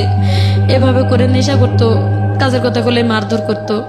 এভাবে আমি একটা মানে কিস্তি থেকে আমি টাকা উঠাইলাম, উঠাই ভ্যান কিনে দিলাম একটা, যে এই ভ্যানটা চালাও, অন্তত একবেলা চালাইলে আর একবেলা বসে থাকলেও দিন চলবে। তো ভ্যান প্রায় মাস 3 মতো চালালো, মোটামুটি ভালো চললো ওই সময়টা, ওই 3টা মাস মোটামুটি আর কি চলে। এভাবে কিস্তি চালাইতে থাকলো। 3 মাস পরে ভ্যান থেকে বলতেছে এখন ভ্যানে ইনকাম কম, আমি ওই যে কাঠ ফাড়ে যে মেলে, আমি কাঠ ফাড়া কাজ করতে যাব, আর হচ্ছে ভ্যানটা ঘরে তালা মারে দিয়ে যাই। ঘরে তালা মারে দিয়ে ও কাঠ ফাড়া কাজে 1 সপ্তাহের মতন কাজ করলো। আমার আব্বা কি করছে, ওই ভ্যানের চাবিটা আমার কাছ থেকে কয়েছে, ভ্যানের চাবিটা দেও তো, কি করতে কয় কুশারের, আমার আব্বা কুশার আবাদ করতো, বলছে কুশারের পাতাগুলো আনা লাগবে ভ্যানে করে খেতেতে। আমি চাবি বের করে দিয়ে খালার বাড়িতে যাই বসে আছি, আম্মা যাই বলতেছে তোর আব্বা যে ভ্যান বিক্রি করতে নিয়ে গেছে তুই জানিস? আমি বলছি আমারে তো বলছে কুশারের পাতা আনবে, ভ্যান যে বিক্রি করতে যাবে এটা তো আমারে বলে নাই। আর জামাই যেরকম শ্বশুর সেরকম, ওই আসলেই তো লাগবে এখন ঝগড়াটা। মোটামুটি আম্মার সাথে আমার ভালো হয়ে জায়গায় তর্ক, যে সময় নিয়ে যাই তুমি আমারে বললা না কে, আম্মা আবার বলতেছে যে তুমি চাবি দিছো কে। এভাবে তর্ক করে থাকলাম। রাত্রে আমার জামাই আসলো, আব্বাও ভ্যান বিক্রি করে চলে আসলো। তো আমার জামাইরে ডাকে বলতেছে যে জামাই রাগারাগি করেন না, ভ্যানটা আমি বিক্রি করে আসছি, 2800 টাকাতে বিক্রি করছি, কুশারের সার দিব, 15 দিন পর আমার কিস্তি উঠবে একটা, ওখান থেকে টাকা তুলে ভ্যান কিনে দেবো। যাক, ওই 15 দিন অসুখ করে থাকলো। যেদিন 15 দিন হয়েছে সেই দিন কিস্তি উঠার খবর নাই, ভ্যান কেনারও খবর নাই। এখন রাত্রে যায় বিরাট গন্ডগোল লাগিয়ে দিল বাড়িতে, আজকে আমার ভ্যান কিনে দিতে হবে, যেভাবেই হোক ভ্যান কিনে দিতে হবে। এখন আমি কিস্তি তুলছি, আমার তো টেনশন এদিকে যে ও ঠিক মতো এমনিতেই পরিশ্রম করে না, এদিকে আবার ভ্যান বিক্রি করে দিল আব্বা। ওই 15 দিন পরে এমন গন্ডগোল লাগলো, ঝগড়ার ঠেলায় ঘর থেকে আমার আব্বা হাড়ি পাতিল সহ আমার বের করে দিল। আমার বাড়িতে আর জায়গায় দেবে না, আমি যে আলাদা ঘরে থাকতাম আমার জিনিসপত্র সব বের করে উঠানের মধ্যে ছুড়ে ফেলে দিছে। আমি যে আমার জামাইয়ের পক্ষে কথা বলছি এটাই যে এই 3 মাস তো অন্তত ভালো, যেটুকুই আমি কষ্ট করে চলছি তো ভ্যানটা আছে, ও কাঠমিস্ত্রির কাজ হবে না, ওখান থেকে চলে আসে, একদিন এটা করবে একদিন ওটা করবে, বাদাম মা তো বাদাম মাই তাও তো করবে, এখন এটা নাই এই ওসিলে আর কাজই করবে না। এটা বললাম কেন, আমি আমার হাজব্যান্ডের পক্ষে বললাম, আমার আব্বা আমার সাথে মানে একবারে রাগ করে তোর বাড়িতেই জায়গা দেবো না, চলে যা। পরের দিন সকালবেলা আমি আমার ছোট বাচ্চাটা নিয়ে, তখন প্রায় বাচ্চার বয়স মনে হয় 1.5 বছরের মতন হয়েছিল আর কি, সে সময় আমি হাড়ি পাতিলগুলো বের করে দিয়েছি, আমি আমার খোলার মধ্যে নিয়ে বসে আছি হাড়ি পাতিলগুলো। তো আমাদের এলাকার ফিজুল চেয়ারম্যান আমার চাচা লাগে, আমার আব্বার বন্ধু আর কি, তো উনি আসছে, উনি অনেক ভালো মানুষ, গ্রামে আসে গরিব মানুষের খোঁজ খবর নিতে। কেন আসছিল গ্রামে জানি না, কে জানি বলছে যে মহাশয় নরমেয়ের বাড়ি থেকে বের করে দিছে। তো আসে খোলার মধ্যে আমার জিজ্ঞাসা করতেছে যে মা ছাড়া ডাকতো না, আসে বলতেছে যে কিরে মা তুই এগুলা নিয়ে এখানে বসে আছিস কেন? আমি শুধু কান্দেই যাচ্ছি, আমি কোনো কথাই বলি না, আমি কাঁদতেইছি। আমার বড় মা বের হয় বলতেছে যে ভাই মেয়েটা ছোটবেলা থেকে তো শান্তি পেলই না, বিয়ার পরে এমন একটা হাজবেন্ড পাইছে, সেটা ওই যেরকম বাদেম্মা, ওই যে এই কাহিনী ভ্যান বিক্রি করে ওর বাপে নিছে, জামাই গন্ডগোল করছে, এখন মেয়েরে দিছে বাড়িতে বের করে। তা আব্বারে ওই ফিজুল চাচা ডাক দিয়ে বলতেছে যে কিরে ভাই মহাসিন এদিক শুনে যা দেখি কি হয়েছে। আমার আব্বা বের হয়ে আসে বলতেছে যে হ্যাঁ চেয়ারম্যানের কাছে যখন বিচারতেছিস ভালোই কাজ করছিস বেটি, আমারে বলে, অথচ আমি কিন্তু কোনো কথা বলিনি ভাইয়া। বলতেছে বিচার যখন দিছিস তো তোর আজকের থেকে তোর কপাল ভাঙ্গা, যা টাকা তো আমি দেবই, তো তোরে আমি ত্যায্য করে দেবো, আর না হলে হাজব্যান্ড ছাড়তে হবে। ওই মুহূর্তে মানে সেই দিন চেয়ারম্যান বললো যে টাকা দিবি, ঠিক আছে, আমার বিচার তো মেয়ে দেয় নাই, তুই ভাই কি অন্যায় করছিস না করছিস সেটা তুই নিজেই জানিস না, এই মেয়েটা এত ছোট বাচ্চার মা তুই কিভাবে বের করে দিলি মেয়েটার ঘর থেকে? জানিস তো তার হাজব্যান্ড ভালো না, মেয়েকে নিজে নিজে বিয়ে করছিল না, তুই দিছিলি? কয় আমি দিছিলাম। এইভাবে যখন মানে চেয়ারম্যান চাচা বলে যাওয়ার সাথে সাথে বললো যে আমি টাকা দিলে ভোট অফিসের মাধ্যমে দেবো, এবং চেয়ারম্যানও বললেন ঠিক আছে ওই আমার মাধ্যমে দিলে আমার মাধ্যমে দিস, কালকে মানে চেয়ারম্যানের হাতে দেবে বলছে ভোট অফিসের মাধ্যমে দিস। এটা 1 রাতের মধ্যে আমার আব্বার মাথায় কি শয়তানি চাপছে, উনি একটা ডিভোর্স পেপার লিখছে, একটা মানে বাবাকে ত্যায্য করার জন্য লিখছে, হয় যদি আমি হাজব্যান্ড চাই তাহলে বাবাকে ত্যায্য করে দিতে হবে, ওখানে একটা সিগনেচার করতে হবে স্ট্যাম্পে, আর যদি মানে হাজব্যান্ড চাই তাহলে হাজব্যান্ড না চাই তাহলে হাজব্যান্ডকে ডিভোর্স করতে হবে। এটা চেয়ারম্যানের কাছে নিয়ে যায়, শো করছে। চেয়ারম্যান বলছে যে 1 রাতের মধ্যে তো ভালো খেলা খেলছো তুমি, ঠিক আছে আমি মেয়ের পাশে আছি, মেয়ে তুমি করো, তোমার বাবার এতে সিগনেচার দিয়ে যাও, যে বাবা যদি বাবা পারে তোমার ত্যাগ করতে তুমি পারবা না কেন? তো অনেকটা মানে ছোটবেলার অনেক ইতিহাসগুলো সেই সময় মনে পড়ছিল, চিন্তা ভাবনা করে স্বাক্ষর দিয়ে গেছি আর আমি ওইখানে যে এমন চিৎকার বাড়ি কাঁদছি, আমার আপন যেটা ওখানে ছিল বড়াব্বা, আমরা বড়াব্বা ডাকি, বড়াব্বা আমার মেয়েরে কোলে নিয়ে বড়াব্বাও কান্দা শুরু করে দিল। আমিও কাঁদতেছি একদিকে, বড়াব্বা একদিকে কাঁদতেছে। আর চেয়ারম্যান বলতেছে যে হাই হাই রে মহসিন, মানে এত বড় একটা কাজ তুমি করতে পারলা, সামান্য কয়টা টাকা, তাও মেয়ের কাছে ধার করা টাকা তুমি নিছো। ওটা মানে তোমার টাকা তো দিলাই না, তুমি তোমার টাকা, যৌতুক তো দেয় নাই কোনো কিচ্ছু, মানে বিয়ের রাতে যা চুক্তি হয়েছিল ওখানেই মাপ, আমি তো চলেই আসলাম, এই জন্য আর কিছু দেয় নাই। তো যাক আলহামদুলিল্লাহ, আমি বললাম যে এখান থেকে আমি সরলাম। পরে গ্রামে এক বাড়িতে আরেক বাড়ি থেকে আরেক বাড়ি থেকে আরেক বাড়ি থেকে এরকম মানে মানুষের বাড়ি বাড়ি থাকা শুরু করে দিলাম। আচ্ছা বাপের বাড়ি থেকে বের হয়ে। আচ্ছা, তো হাজবেন্ড তখন কি করছিল? হাজবেন্ড তখন ওই একদিন কাজ করে, ওই একই অবস্থায় রাজমিস্ত্রির কাজ, মানে লেবারি। হাজবেন্ড কি সবাই মানুষের বাড়িতে থাকছিলেন নাকি? হ্যাঁ, ওকে নিয়েই আর কি শুরু করলাম ওর সাথে। তখন সবাই বুঝাইলো ওই বুড়ো অফিসের মাধ্যমে যে তুমি যদি এই স্ত্রী নিয়ে করে খাইতে না পারো, তো আর জীবনে কোনো মেয়ে নিয়ে করে খাইতে পারবা না। আচ্ছা, আর তুমি একটা পুরুষ হইতে শিখো। তো ও বললো যে আজকের পর থেকে আমি চেষ্টা করবো ওরে কিছু করে খাওয়ানোর জন্য, যেহেতু বলতেছে যে তোমার জন্য সে বাপকে ত্যাগ করে দিল, তুমি যদি এই মেয়েটাকে রাস্তায় ফেলে দাও তাহলে বুঝবো তুমি ও মানুষ একটা। আচ্ছা, এভাবে বলার পরে ও বললো ঠিক আছে, আমি যেখানে থাকবো ওরে নিয়েই থাকবো। তো আমাদের গ্রামে একজন লোক থাকতে দিল। একটা চৌকি কিনলাম ভাইয়া, চৌকি কিনে সেই চৌকির মাপে আর কি পলিথিন দুই পাশে দিয়ে বাঁশ দিয়ে বাঁধে মোড়াই রাখতাম দিনের বেলা, রাতের বেলা পলিথিন ফালাই ঘুমাইতাম। খাবার দাবার তাদের ঘরে রাখতাম, তারা তালা দিয়ে যতক্ষণ যাইতো এদিক সেদিক কাজ করতে গ্রামের মানুষ, আবার যখন আসতো ততক্ষণে ঘর খুলে খাইতাম। কিন্তু ওই থাকাটা বাহিরে আর কি বারান্দায়। আচ্ছা, এভাবে থাকতে শুরু করলাম। কিন্তু 2-4 দিন কাজ করে আর করে না, 2-4 দিন কাজ করে ওই একই অবস্থায় চলতে লাগলো। এভাবে মানে আমার আব্বা মানুষের কাছে শুনে কয় এই মেয়ের কপালে অনেক দুর্গতি আছে।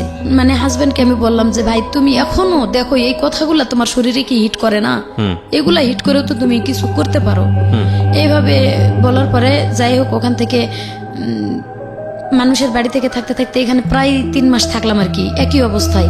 সে কাজ করে না দেখে বাবা এই ধরনের ভাষা ইউজ করে, বললাম যে এখান থেকে আমি সরে চলে যাব, ভাই তুমি যদি তোমার এলাকায় নিয়ে আমারে করে খাইতে পারো। আর ওই ভগ্নিপতিরে আর কি ফোন দিলাম, ফোন তো না খবর দিলাম, তখন ফোন ছিল না, মানুষের দিয়ে খবর দিছি যে জোড়া ভাইয়ের একটু আসতে বললেন, যদি মানে আমারে নিয়ে এভাবে সে যদি চেক দিতে পারে, বলছি যে আমার সালানা বাদ দিলে আমি দেব।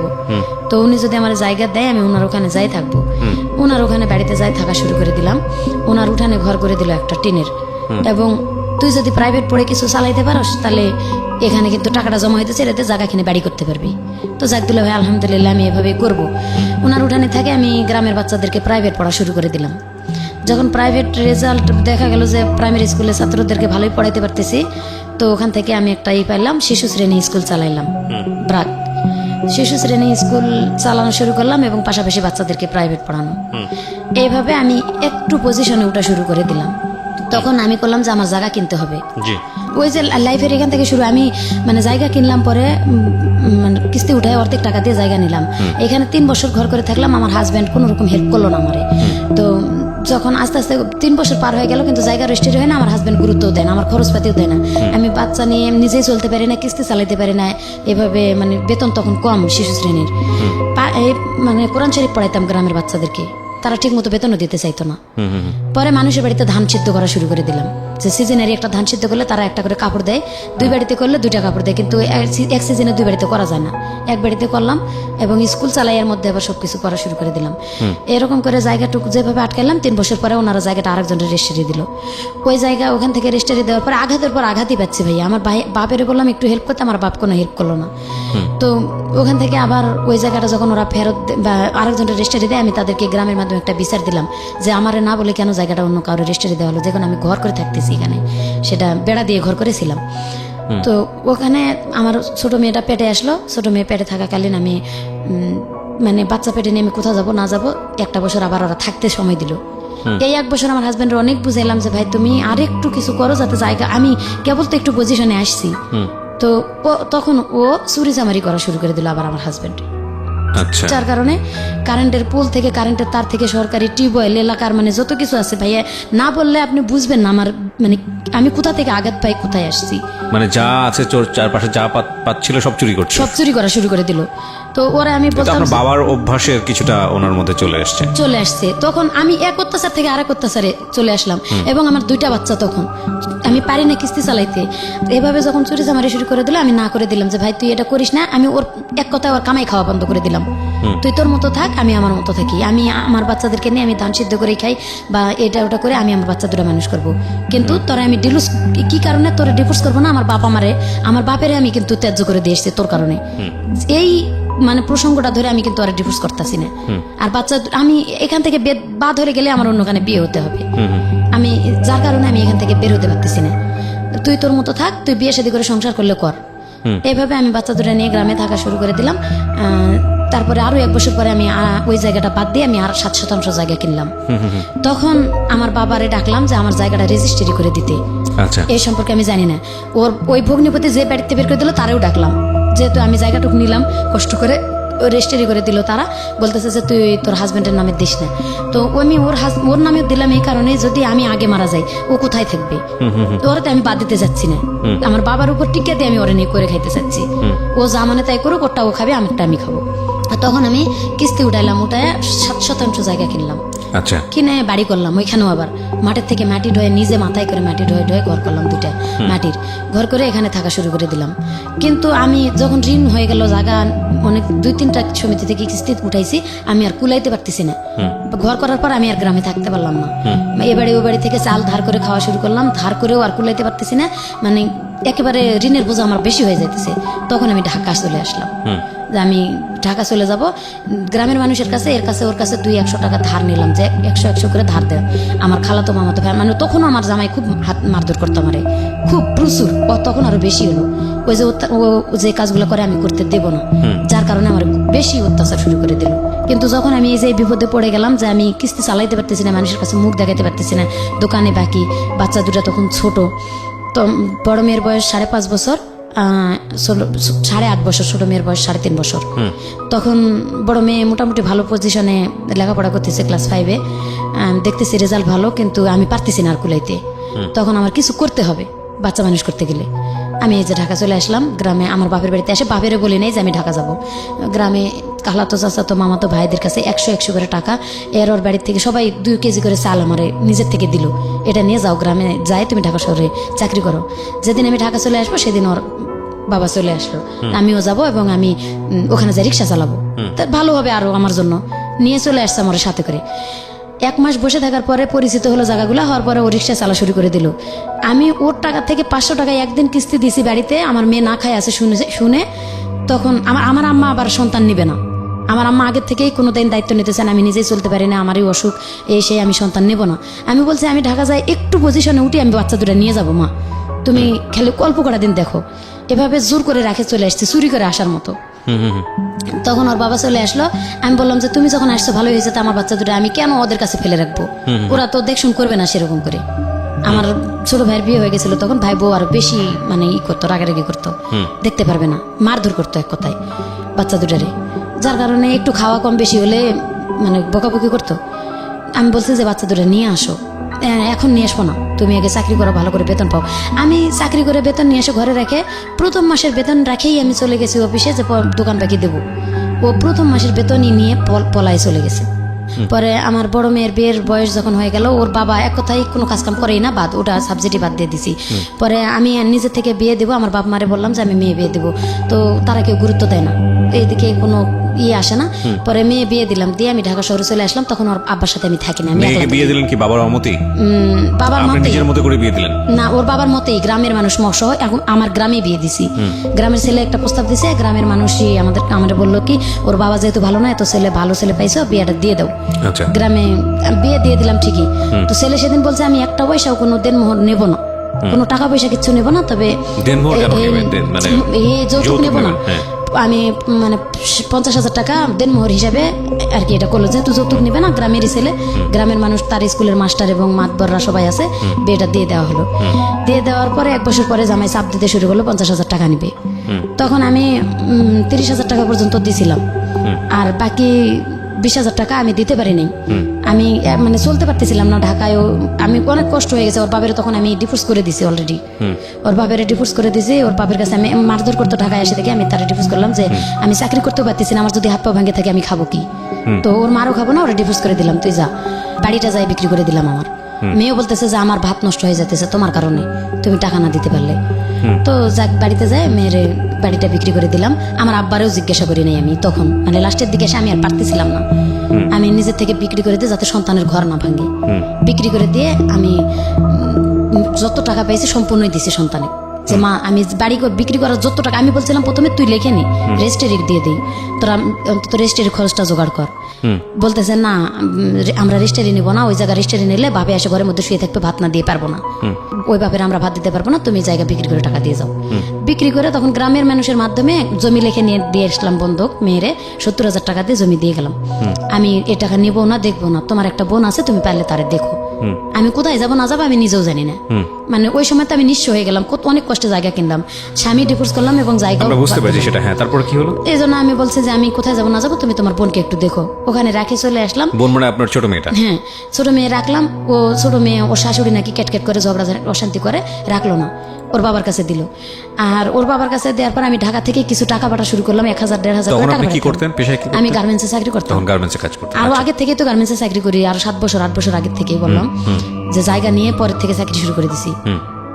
তো গার্মেন্টসে চাকরি করে টুকিটাকি টাকা দিতাম, ব্যাচেলার মেয়েদের সাথে থাকা শুরু করলাম এবং বাড়িতে টাকা দিলাম। কিস্তিগুলো শোধ হয়েছিল না, ওই কিস্তিগুলাই আর কি বাকি ছিল, কিছুটা বকেয়া কিস্তিও দিতেছি। বিকাশে টাকা পাঠায়, ওই ফোন থেকে টাকা উঠে মেয়েরে মারধর করে বের করে দেয়। আবার ওখান থেকে মেয়ে একা একা চলে আসছে আমার বাপের বাড়িতে। আমি সেই মুহূর্তে আর কি বিদেশ চলে গেলাম। বিদেশ চলে গেলে যাওয়ার সিদ্ধান্তটা নিলেন কিভাবে? যাওয়ার সিদ্ধান্ত নিলাম, আমি আমার পাশের অপারেটর, আমি সবসময় কান্দাকাটি করতাম, মনের অবস্থা ভালো ছিল না, যা মানে চাকরি করতে পারতাম না ডাইরেক্ট, আমি সাবকন্ট্রাক্টে কাজ শুরু করে দিলাম। আমি আজকে ও শরীর অসুস্থ থাকে অথবা কালকে সারা রাত ঘুমাইতে পারি না টেনশনে, এই জায়গাটা বিক্রি করলাম, এত কষ্টে কিনলাম, আর অতীতের এইগুলো মনে করে আমি চাকরি করতেই পারি না, সাবকন্ট্রাক্টে কাজ শুরু করলাম। সাবকন্ট্রাক্টে আজকে একখানে কালকে একখানে, এখানে কাজ করতে করতে আমি বিদেশ চলে যাব। পরে বিদেশ যাওয়ার পরে এখান থেকে এরা বললো কি যে তোমার পাসপোর্ট করতে হবে এবং নিজের এই মেডিকেলটা করতে হবে। পাসপোর্ট এবং মেডিকেল নিজের করলাম, এটা নাকি অফিস পায় নাই, দালাল খাইছে। যাই হোক, আমার ঘরে টিভি আর এলইডি ছিল এবং মিসেপ ছিল, এটি বিক্রি করে আমি এটা করছি আর কি। কত টাকা দিয়ে আপনি বিদেশ গেলেন? প্রায় 20,000 টাকার মতো খরচ হলো। কোন দেশে গেলেন? এটা সৌদি আরব চলে গেলাম, প্রথম জীবনে জীবনে সৌদি আরব চলে গেলাম। আচ্ছা, কত সালের দিকে এটা? এটা 2015-তে। আচ্ছা, গেলেন তারপর? 15-র কোন মাসে, নভেম্বরে মনে হয়ে গেছিলাম সম্ভবত। যাই হোক গেছি, এরা বলছিল যে তোমার ওখানে গেলে 20,000 টাকা বেতন হবে এবং খাওয়া পড়া সব তারা দেবে, তুমি শুধু কাজ করবা, মাস শেষে বেতন নিবা। আচ্ছা, প্রথম গেলাম, যাই ওখানে সৌদিতে এক বাসা বাড়িতে আর কি কাজে দিল। তো বাসা বাড়িতে, কেমন বাসা বাড়ি ওটা? বাসা বাড়ি ওখানে মানে আর্মি বাসা, আর্মি চাকরি করে উনি। ওনার মায়ের দেখাশোনার কাজ দিল, কাজটা ভালোই পাইছিলাম, ওনার মার দেখাশোনা করতাম এবং বলছিল যে তুমি শুধু মায়ের দেখাশোনাই করবা। পরে আমার আস্তে আস্তে 1 মাস পরে আর কি ওনাদের বাড়ির কাজ পর্যন্ত করা শুরু করে দিল, চাপ সৃষ্টি করে দিল। পুরা বাড়ির 24 ঘন্টা মানে কাজের কোনো রেস্ট ছিল না। কি কাজ করতে হতো? রান্না বান্না থেকে শুরু করে থালা বাসন ধোয়া, টয়লেট ধোয়া এবং ওনার আম্মার গোসল করা, বারবার টয়লেটে নিয়ে যাওয়া। ডায়াবেটিস ছিল, 107 বছর বয়স ছিল, 13 বছর ধরে উনি চোখে দেখতো না, ওনার সেবা যত্ন করা। তো আমি কাজে কখনো ক্লান্ত হই নাই যে আমার বেতনটা ঠিক মতো দেবে। আচ্ছা, তো কত টাকা দিল বেতন আপনাকে? বেতন 16,000 টাকা, ওই দেশের 800 টাকা, বাংলাদেশে 16,000। এবং আমার টাকা থেকেই আমার খাওয়া, মানে খাওয়াটা শুধু ওরা দিত, আমার কাপড় চোপড়, তেল, শ্যাম্পু যা কিছু লাগে সব আমার টাকা দিয়ে। ওই 16,000 টাকার মধ্যে? 16,000 টাকার মধ্যে। তো বাংলাদেশই ভালো ছিল। বাংলাদেশে অনেক, ওখানে মানে জিনিসের দাম অনেক, যে শ্যাম্পু তেল সাবান যেটা কিনি কুলায় না, তো অনেকের জিনিসের দাম বেশি। তখন আমি গেছি যখন 2 বছর শেষ করে আসি, মানে দেখতেছি ভালো, এর থেকে ভালো পজিশনে অনেকে 1500 টাকা বেতন পায় এবং মালিকে খাওয়া পড়া দেয়। এক এক বাসায় কিন্তু এক এক রকম সিস্টেম। তো আমার যেখানে দিছে সেখানে আমার নিজের টাকা দিয়ে করতে হয়। তা আমি বলতেছি যাক, আমার লাইফটা তো চলতেছে, বাড়িঘর যেহেতু বাংলাদেশে নাই, এখানে অভিজ্ঞতা হইতেছে, অভিজ্ঞতাটা হোক, অন্তত আমি এরপরে অন্য জায়গায় চলে আসবো। 2 বছর ধৈর্য ধরে করলাম, টাকা পয়সা বেশি পাইলাম না, যেটুকুই পাইছি ওই এই ছোট মেয়ের জন্য খরচ পাঠাইছি এবং আমার মোবাইল খরচ, আর যতটুকু সম্ভব ছোট মেয়ের বড় মেয়ের জামাইরে দিছি যে জমি জমা আবাদ করে একটু টাকাটা বাড়ার চেষ্টা করো। ওরা জমি কয়েকটা পয়সাও লাভ হয় নাই, 1 পয়সাও লাভ হয় নাই, কয়ে ওই টাকা খাটাইতে থাকলো। পরে আর তাদেরকে দিলাম না, দিতে পারলাম না। আমি আস্তে আস্তে আমার উপর চাপ দিতে থাকলো, তোমার খাবার নিজের বাড়তি কিছু খাইলে তোমার কিনে খাইতে হবে, ওদের খাবারটা আমরা খাইতে পারি না। ওখানকার কষ্ট হয়েছে, ওরা মুরগি একটা মানে বড় পাতিলে করে পানি সিদ্ধ করে, বড় মুরগিটা, গোটা মুরগিটা চিরে শুধু ধুয়ে কোন রকম রক্ত সহই থাকে ওরকমই সিদ্ধ করে পানিটা, লবণ আর একটু মশলা দিয়ে কি ধরনের মশলা দেয়, ওটা গুঁড়া মশলা দেয় ওরা, দিয়ে পানির মধ্যে সিদ্ধ করে মুরগিটা তুলে পুড়তে দেয়, আর ওই পানির মধ্যে ভাত রান্না করে খায়। ওটি আমাদের খাওয়া সম্ভব হয় না, যার কারণে আমাদের আলাদা কিনে খাইতে হয়। তাই আলাদা খাইলে আমার টাকা দিয়ে কিনে খাই। সম্ভব হয় না মানে কি, গন্ধ লাগে বা এরকম কোনো কিছু? গন্ধ বলতে রুচি হয় না, এক কথায় ওই যে রক্তওয়ালা মুরগিটা বা মশলা ছাড়া আমরা তো কষায় মুরগি রান্না করে খাই, আর ওরা আস্তা পানির মধ্যে শুধু টকবক করে ফুটায় সিদ্ধ হলেই ওই যে পুড়ে চুলার মধ্যে পোড়া মানে দিয়ে হচ্ছে যে বেক করতে দেয় বা যেটাকে বলে আপনার হচ্ছে হলো যে, যাই হোক ঠিক আছে, সমস্যা নেই। হ্যাঁ, তো ওই সিস্টেমটা ভালো লাগছিল না, ভালো লাগছিল না, মানে খাইতে পারতেছিলাম না। আমি বলতেছি এটা আমি খাইতে পারতেছি না, বলে তুই যদি আলাদা কিছু খাস তোর কিনে খাইতে হবে। হ্যাঁ, আমি আমার টাকাতে কিনেই খাচ্ছি, মানে আমি চাইতেছি যে আমার অভিজ্ঞতাটা হোক বা ভাষা জানি, এর থেকে ভালো জায়গায় যাতে আমি আসতে পারি। তখন এভাবে 2টা বছর কাটাই ভাই আমি চলে আসছি। চলে আসার পরে 4 মাস ছুটির পরে ওই এজেন্সিতেই যোগাযোগ করছি এবং বলছি যে আমি ভালো কোনো জায়গায় যাইতে চাই, আপনারা একটু সময় নেন, বেতন বেশি করে এবং ভালো জায়গায় দিবেন, যেখানে তারা অনেক মেয়ের আমি দেখে আসছি লেখাপড়া জানে না, ভালো ভাষাও বলতে পারে না, ভালো কাজও করতে পারে না, নামাজ কালামও পড়ে না, সেই মেয়েদেরকে যদি ওরা 1500 টাকা বেতন দেয় এবং খাওয়া পড়া সম্পূর্ণ দেয়, 30,000 টাকা কিন্তু থাকে যায়, তাহলে আমার কেন থাকবে না? ওয়াইফাই দেয়, ফোন ব্যবহার করতে দেয়। তো বলতেছে হ্যাঁ তোমার এরকমই হবে। এজেন্সির মাধ্যমে চলে গেলাম আর কি, এটাই তারা বললো। এজেন্সির মাধ্যমে যখন আমি ওখানে চলে গেলাম, প্রথম বাসাত যাওয়ার পরে সকাল 6টা থেকে রাতের 9টা পর্যন্ত কাজ। তো আমি বলছি যে আলহামদুলিল্লাহ আমি কাজ করব, কিন্তু আমার পজিশন, আমার বেতন। বলতেছে তুই 1 মাস কাজ কর, তোরে ভালো লাগলে আমরা বেতন তোর যেটা চুক্তি করে আনছি এটাই দিব। কত চুক্তি করে আনছিস? আমি তো ওখান থেকে চুক্তি করে আসছি 1200 টাকা, যেহেতু 24,000 টাকা আমি পাই। 1500 টাকা দেওয়ার কথা ছিল, সেটা না দেখ 1200 টাকা দিবে এটা বলছিল এরা। বলতেছে যে না 1000 টাকা বেতন তুই পাবি। তখন থেকে আমি এজেন্সিতে জানা শুরু দিলাম যে আমার ওখান থেকে যা চুক্তি করে আনছেন, আমি 2 বছর থেকে গেছি, অনেক মেয়েরা টিকতেই পারে না। আমি যে টিকতেছি শুধু আমার লাইফটা গড়ার জন্য, যাতে আমি একটা নিজে গার্মেন্টস ফ্যাক্টরি দিতে পারি অথবা টেলার্সের দোকান দিতে পারি, ছোট মোটো করে চলতে পারি আমি। আমার একটা মেয়ে আছে, আর একটা বিবাহ দেওয়ার জন্য এই মেয়েটার আমার খরচ দিয়ে চালাইতে হয়। এদিকে তো বাংলাদেশে কিছুই নাই আসলে, কোথায় কিছুই নাই। আমার মেয়েটারে যে রাখবো, আমার আম্মা রাখে না। আমার আম্মার কাছে যে রাখি, আমার আম্মা রাখে না, মেয়েটারে বার করে দেয় বাড়িতে, জোর করে যেরকম রাখে সেরকম রাখি। তো তারা প্রথম মাসে বেতন আমার ওটাই দিল, দিয়ে বললো তোর টাকা থেকে তোর শীত আসছে, মানে গত বছর নভেম্বরে চলে গেছি আমি, বলছে যে তোর টাকা থেকে তোর সম্পূর্ণ করতে হবে। আমি তখন এজেন্সিতে ফোন দিলাম যে আমি এই বাসায় কাজ করব না। কেন? আমি কই আমার খাবার আমার টাকা দিয়ে খাইতে কয়, কাপড় চোপড় আমার টাকা দিয়ে করতে কয়, আমি এটা করবো না। তখন এজেন্সি বললো যে ঠিক আছে, তুমি যেহেতু ভাষা জানো, কাজ কাম ভালো পারো, তোমার বাসা পাল্টে দেওয়া হচ্ছে। পরবর্তীতে বাসা পাল্টে দিল আমার ডাকে এবং বললো যে বাসায় যাচ্ছ তুমি কিন্তু আর নালিশ করতে পারবা না। আমি কই যদি তারা আমারে না দেয় আমি নালিশ করবো না, কি করব? পরে অন্য বাসায় দিল আমারে, অন্য বাসায় 3 মাস ভাইয়া কোনো বেতন দেয় না। 3 মাস বেতন দেয় না? অনেক মারধর করে আমারে। খাবারটা কিনে দেয় ঠিকই, মাছ কিনে এনে দেয় এবং গরু মাংস কিনে এনে দেয়, রান্না কর খা, কিন্তু বেতন কোনো খবরই নাই। বেতনের কথা বললে কয় কি জানি কে দিবে, আমি জানি না। যে কয়বারই বলি যে মামা, কাকে বলেন বেতনের কথা? এটা যে গার্জিয়ান বুড়ি আছে বাসার, তার হাজবেন্ড প্রস্রাব পায়খানা করতে, আমি প্রস্রাব পায়খানা পর্যন্ত পরিষ্কার করছি শুধু একটু ভালো থাকার জন্য ভাইয়া। বলছে যে মামা মেন দেবে বেতন, আনা মেন দেবে হাতে রাতে, এটা কইতে হইতেছে যে আমার বেতনটা কে দেবে? বলতেছে আনা মাফি মালু, তুই জানিস না তবে আমার বেতন জানে কেনা? আমার যে ছেলে আনছে সেই ছেলে, ওই ছেলের ডাক, তুই ডাক, আমি কেমনে ডাকবো? আমার তো ফোন ব্যবহার করতে দে না। তখন ওর ছেলেরা ডাকছে, আসছে। আমি বলছি যে লেশ মা হাতে রাতে বানা। কই কেন 3 মাস হয়েছে তোর বেতন দেয়নি? আরবি দিয়ে বলতেছে। কই না বেতন দেয়নি। ওর ছোট বোনের ডাকে বলতেছে তুই কাজের মেয়ে আনে নিলি, বেতন দিলি না কেন? আমি ওর ভাইরে বললাম কেন, তার জন্য পরের দিন আমার গলায় ছুরি ধরছে। আমার কাছে ফোন নাই ভাই, আমি যে ফোন দেবো বাংলাদেশে, ওদের ফোন থেকে ওর ছোট বোনটা চুরি করে আমার ইমো চালাই দিছিল। আমি ওই যে ময়মনসিং যে ফ্রেন্ড আমার আছে, ওরে বলছে যে ভাই আমার খুব কষ্ট হইতেছে, এবং যাওয়ার সময় ওই স্বাক্ষর দিছিল আমার যাওয়ার।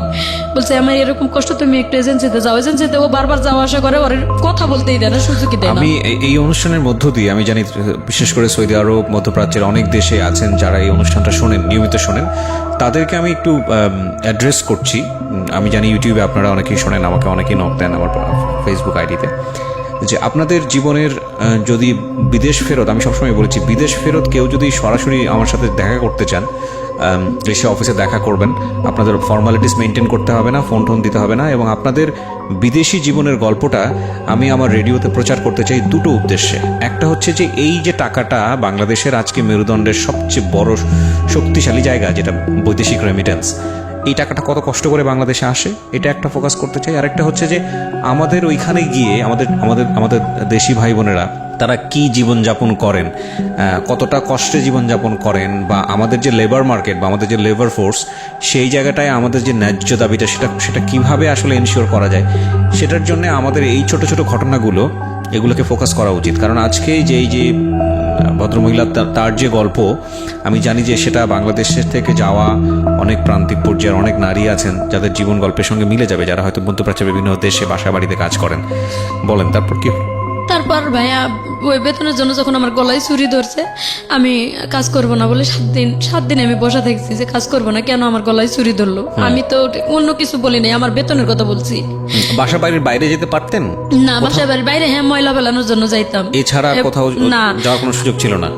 যাওয়ার কোনো জায়গায় যাওয়ানোর সুযোগ পেলে ওরা নিয়েও যায় না এবং ফোনও ব্যবহার করতে দেয় না, বাড়ি থেকে বের হতেও দেয় না। এই মাসের পর মাস একটা রুমের মধ্যে একটা বাড়ির মধ্যে এভাবে থাকতে হয়? জি। এটা শুধু সৌদি আরবের চিত্র না, এটা বাংলাদেশের শহরাঞ্চলে অনেক যারা কর্মজীবী নারী আছেন, বিশেষ করে এই বাসা বাড়ি সামলান, তাদের অনেকের চিত্রই এটা। এবং খুব ভয়ঙ্কর রকমভাবে আমরা খুব শকড হই যখন দেখি ছোট ছোট বাচ্চারা মার খেয়ে তাদেরকে উদ্ধার করা হচ্ছে বিল্ডিং থেকে, পাশের বিল্ডিং থেকে, পাশের ফ্ল্যাট থেকে হয়তো কেউ উদ্ধার করছেন, এবং তাদের শরীরের দিকে যখন আমরা তাকাই তখন আমরা খুব অবাক হই যে কি পরিমাণ বিকারগ্রস্ত মানুষ আমাদের এই সমাজে বসবাস করে। আল্লাহ মাফ করুক। জি বলেন তারপর? তারপরে আমি যখন 7 দিন বসে থাকলাম, কাজ করলাম না, তখন ওর ভাই এসে আমার আলাদা ঘরে একটা আটকায় রাখছে তারা তালা দিয়ে, এবং ওর মা বারবার বলতেছে যে তুই ফ্রিজ থেকে এটা ওটা খা। আমি শুধু পানি খাইয়েছিলাম 7 দিন, এবং ওর ভাই বউ আমারে মানে পাউরুটি এই মানে কাইটটা পাউরুটি একটু দিছিল, ওইটুকু খাইয়ে 7টা দিন এভাবে কাটাইছে। ওইভাবে কাটার পরে আমি বলতেছি আমি এখানে কাজ করবো না, আমার এজেন্সিতে তোরা কল দে, কেন আমারে তোরা এভাবে আটকায় রাখছিস। প্রিয় শ্রোতা, আপনারা শুনছেন প্রাণ মিস্টার ম্যাঙ্গো ক্যান্ডি প্রেজেন্স জীবন গল্প। জীবন গল্পের অতিথির গল্পে আবারও ফিরবো, তার আগে আপনাদেরকে মনে করিয়ে দিচ্ছি, সিচুয়েশন যখন খুব কড়া, মন বসে না কোনো কাজে, তখন মন ঠিক করতে মুখ দিতে পারেন কাঁচা আমের স্বাদে Pran mister mango candy, good mood guaranteed. পরে এজেন্সিতে কল দিয়ে ওর মতো ও কি বলে আসছে বাইরে থেকে, আমার এসে গেল ফোনটা ধরাই দিল। উনি ইয়ার লোক ছিল, নোয়াখালী বাড়ি। উনি বলতেছে যে মুর্শিদা তোর কি সমস্যা, এক বাসায় দিলাম এরকম, একবার তুই করে গেলি ভালো, এবার এরকম কেন? উনি বাঙালি? হ্যাঁ। আমি বললাম একবার আমি করে গেছি ভালো, সহ্য করে গেছি এই কারণে যে আমি যাতে ভাষা শিখলে এর থেকে ভালো একটু পজিশনে আসতে পারবো। আর আমি বলেও আসছি যে আমি দেখছি অনেক মানুষ যারা ভালো মানুষ, আমার কপালেই কি এরকম শুধু পড়ে, এই কথাটা বললাম। বলতেছে যে বোন এখানে আসলে হয়তো তোর এজেন্সি মারধর করবে, তুই এখানে না আসে ওরা আরেক বাসায় তোরে দিতে চাই, তুই দেখ আরেক বাসায় যদি ভালো হয় সেখানে করবি। বাট আপনি বললেন না যে আপনাকে 3 মাস যাবত স্যালারি দেয়? বলছি হ্যাঁ, আমার স্যালারি দেয় না, কয় যে তোর স্যালারি দিয়ে তোরে দিয়ে আসবে। তা আমি বললাম আমার স্যালারি হাতে দিয়ে আমারে দিয়ে আয়। স্যালারি দিল না এবং রাত্রে দিয়েও আসলো না, রাত্রে সারা রাত ওখানে রাখলো, রাখে পরের দিন সকালবেলা আমার ফোন কিন্তু যাওয়ার সাথে ওনারা নিয়ে নিছে। পরের দিন ওনার ছোট ভাই আসছে বেড়াইতে, ওনার ছোট ভাইয়ের গাড়িতে উঠায় আমার পাঠাই দিল, আমার ফোনও দিল না। এবং আমার যে কাপড় চোপড়গুলো আমি নিয়ে গেছি, আমার ব্যাংকের চেক বই টই নতুন করে চেক নিয়ে গেছিলাম যে আমি আগের বার তো যা করছি এবার ব্যাংকের টাকা জমা বন্ধ, তো মেয়েটার জন্য কিছু করবো। সেই ব্যাংকের চেক তারা নিয়ে গেছে, সবকিছু মানে কোনো কিছু রাখে নাই, মোবাইলের সিম যত সব খুলে নিছে। 3টা সিম ছিল আমার কাছে, 3টা সিম ওই নিয়ে গেছে ওরা। নিয়ে যাওয়ার পরে আমি ওখান থেকে মানে পরের দিন ওর ভাই ছোট ভাই নিয়ে আর এক মেজো ভাইয়ের বাসায় নিয়ে আমার থুয়ে দিল। তারপর আমি যাই কান্দাকাটি করলাম, আমার খাওয়া দেয় না, এতদিন ধরে আমি না খাইছি, খাইতে দিল, খাইয়া বললো তার বাড়ি অপরিষ্কার, পুরা বাড়ি। সৌদি মহিলারা ভাই এত খারাপ, আমাদের বাংলাদেশি মহিলারা এতটা খারাপ না যে ও তো কষ্ট করে আসছে। পুরা বাড়িটা ধোয়া, একবার ছাদ থেকে নিচতলা পর্যন্ত ধোয়াইলো, বাড়ির ঘর থাল বাসন রান্নাঘর বক্স যা ছিল সব পরিষ্কার করাইলো। করানোর পর কয় কি তুই তো সুন্দর কাজ করতে পারিস, মিয়া কাজ তোর, তো তোর এরকম করলো কেন, বেতন দিল না তোর? আমি আমার মায়ের বাসায় কাজে দিব, তুই যাবি? আমি কই মায়ের বাসা আর বোনের বাসা বুঝি না, আমি এসে কাজ করতে, আমার মাস শেষ হবো বেতন দিব, এই বাসায় দিলে আমি যাবো যে কোনো বাসা। 30 তারিখ যেদিন আসবে আমার বেতন দিব, 31 তারিখ পড়বে আমি কাজ করবো না বেতন না দিলে। তখন বলতেছে যে তোর কোনো সমস্যা হবে না, আমার মায়ের বাসায় আমি দেবো। 3 দিন ওখানে রাখলাম, ওর মা আসার খবরই নাই। তখন 3 দিনের দিন আমি নিজে পুলিশের কাছে ধরা দিলাম। মানে সকালবেলা আমার মনে করছে যে আমি যাবো না, বাইরে তালা রাখে খুলে রাখে, ওর হাজব্যান্ড কাজে গেছে চাকরিতে, আর্মি চাকরি করে। আমি চলে গেছি পুলিশের কাছে, পুলিশের কাছ থেকে যে আমার আনছে কয় অফিসে দিয়ে আসতেছি এখনই, এই কথা কয়, অফিসের কথা কয়, আমরা পুলিশের কাছ থেকে নিয়ে আসে বাসায় এসে বলতেছে যে কি লাভ মুর্শিদা, দেখ আমরা নিয়ে আসছি আবার, এখন যদি তোরে সারা জীবন আটকায় রাখি বের হতে পারবি না। আচ্ছা। তখন আমি বললাম যে তোদের যদি মানবতা থাকে তো তোরা আমার আটকাবি না, আমি তোদের কি অন্যায় করছি? আমি তো তোদের বাসার কাজের মেয়ে না, তোরা আমার কালকা খাটাইছো 3.5 দিন ফ্রি রাখতেছস, আমি আসি। এতদিন হয় আমার বাংলাদেশে যোগাযোগ করতে দিস না, আমার সন্তানটা কোথায় আছে আমি খোঁজ খবর নিতে পারতেছি না। এভাবে যখন বললাম তখন ওর বউ কইতেছে যে ওর সাথে রাগারাগি করিস না, আমি আমার মায়ের কাছে দিয়ে দিমু। ওর মা আসলো, সামনাসামনি কথা হলো, আমার সাথে চুক্তি করালো ওর মার যে 7 দিন ওর মা দেখবো আমারে, আমি যদি ঠিক মতো কাজ করতে পারি তাহলে আমারে তার বাসায় রাখে দিব, আর যদি আমার তাদের ভালো লাগে আমি থাকবো। এভাবে চলে গেলাম 7 দিনের জন্য। 7 দিনের কাছে 15 দিন রাখলো। 7 দিন কাজ করে বলতেছে যে তুই মিয়া তোর কাজ ঠিক আছে, আর 7 দিন তুই দেখ যে আমাদের বাসায় কাজ করতে পারবি কিনা। ঠিক আছে, তাও দেখলাম। তখনও আমি বলতেছি যে আমার আগের 3 মাসের বেতনটা নিয়ে এসে দে। বলতেছে যে যদি আমরা তোর 15 দিন পর নিয়ে উকালা করে তাহলে তোর ওই বেতন এনে দিয়ে তোরে নিম। আচ্ছা 15 দিন চলে গেল। সেদিন বলতেছে যে আজকে তোর 15 দিন হয়ে গেছে, আজকে থেকে তোর বেতনের শুরু, তুই কাজ করবি, আমরা উকালা করে নিতেছি। উকালা নিতেছিস, আমার বেতন এনে দে। কয় আমরা জানি না। কি অবস্থা দেখেন, কোন পজিশনে আমি আছি।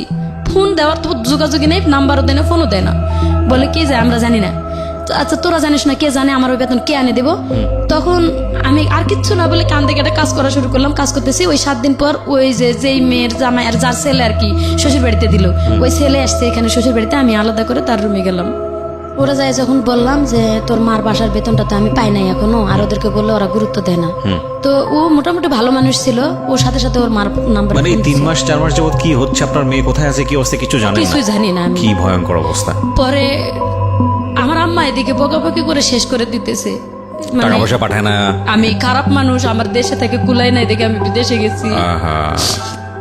বলেন তারপর। পরে ভাইয়া আমি ওনারা বলার পরে উনি ওনার ছোট ভাই চাকরি করে পুলিশের ওখানে, ওনার ভাইয়ের ফোন দিল, দিয়ে ওনার ভাই চলে আসলো ওনার কাছে আর কি। ভাই যায় দেখা করে 2 মাসের বেতন দিল আর কি। ওনার ভাই বলতেছে আমি 2 মাসেরটা দিতেছি আর আমার ছোট বোনের কাছে 1 মাসেরটা নিতে। তো ওই 2 মাসের বেতনটা আমার আনে দিল। দেওয়ার পরে আমি বললাম যে তুই আমারে দিলে আমি কই দিমু, তুই পাঠায় দে। তো ওই আবার আমারে নিয়ে ব্যাংকে চলে গেল ওর শাশুড়ির কাছে বলে যে আমি ওরা ব্যাংকে নিয়ে গেলাম।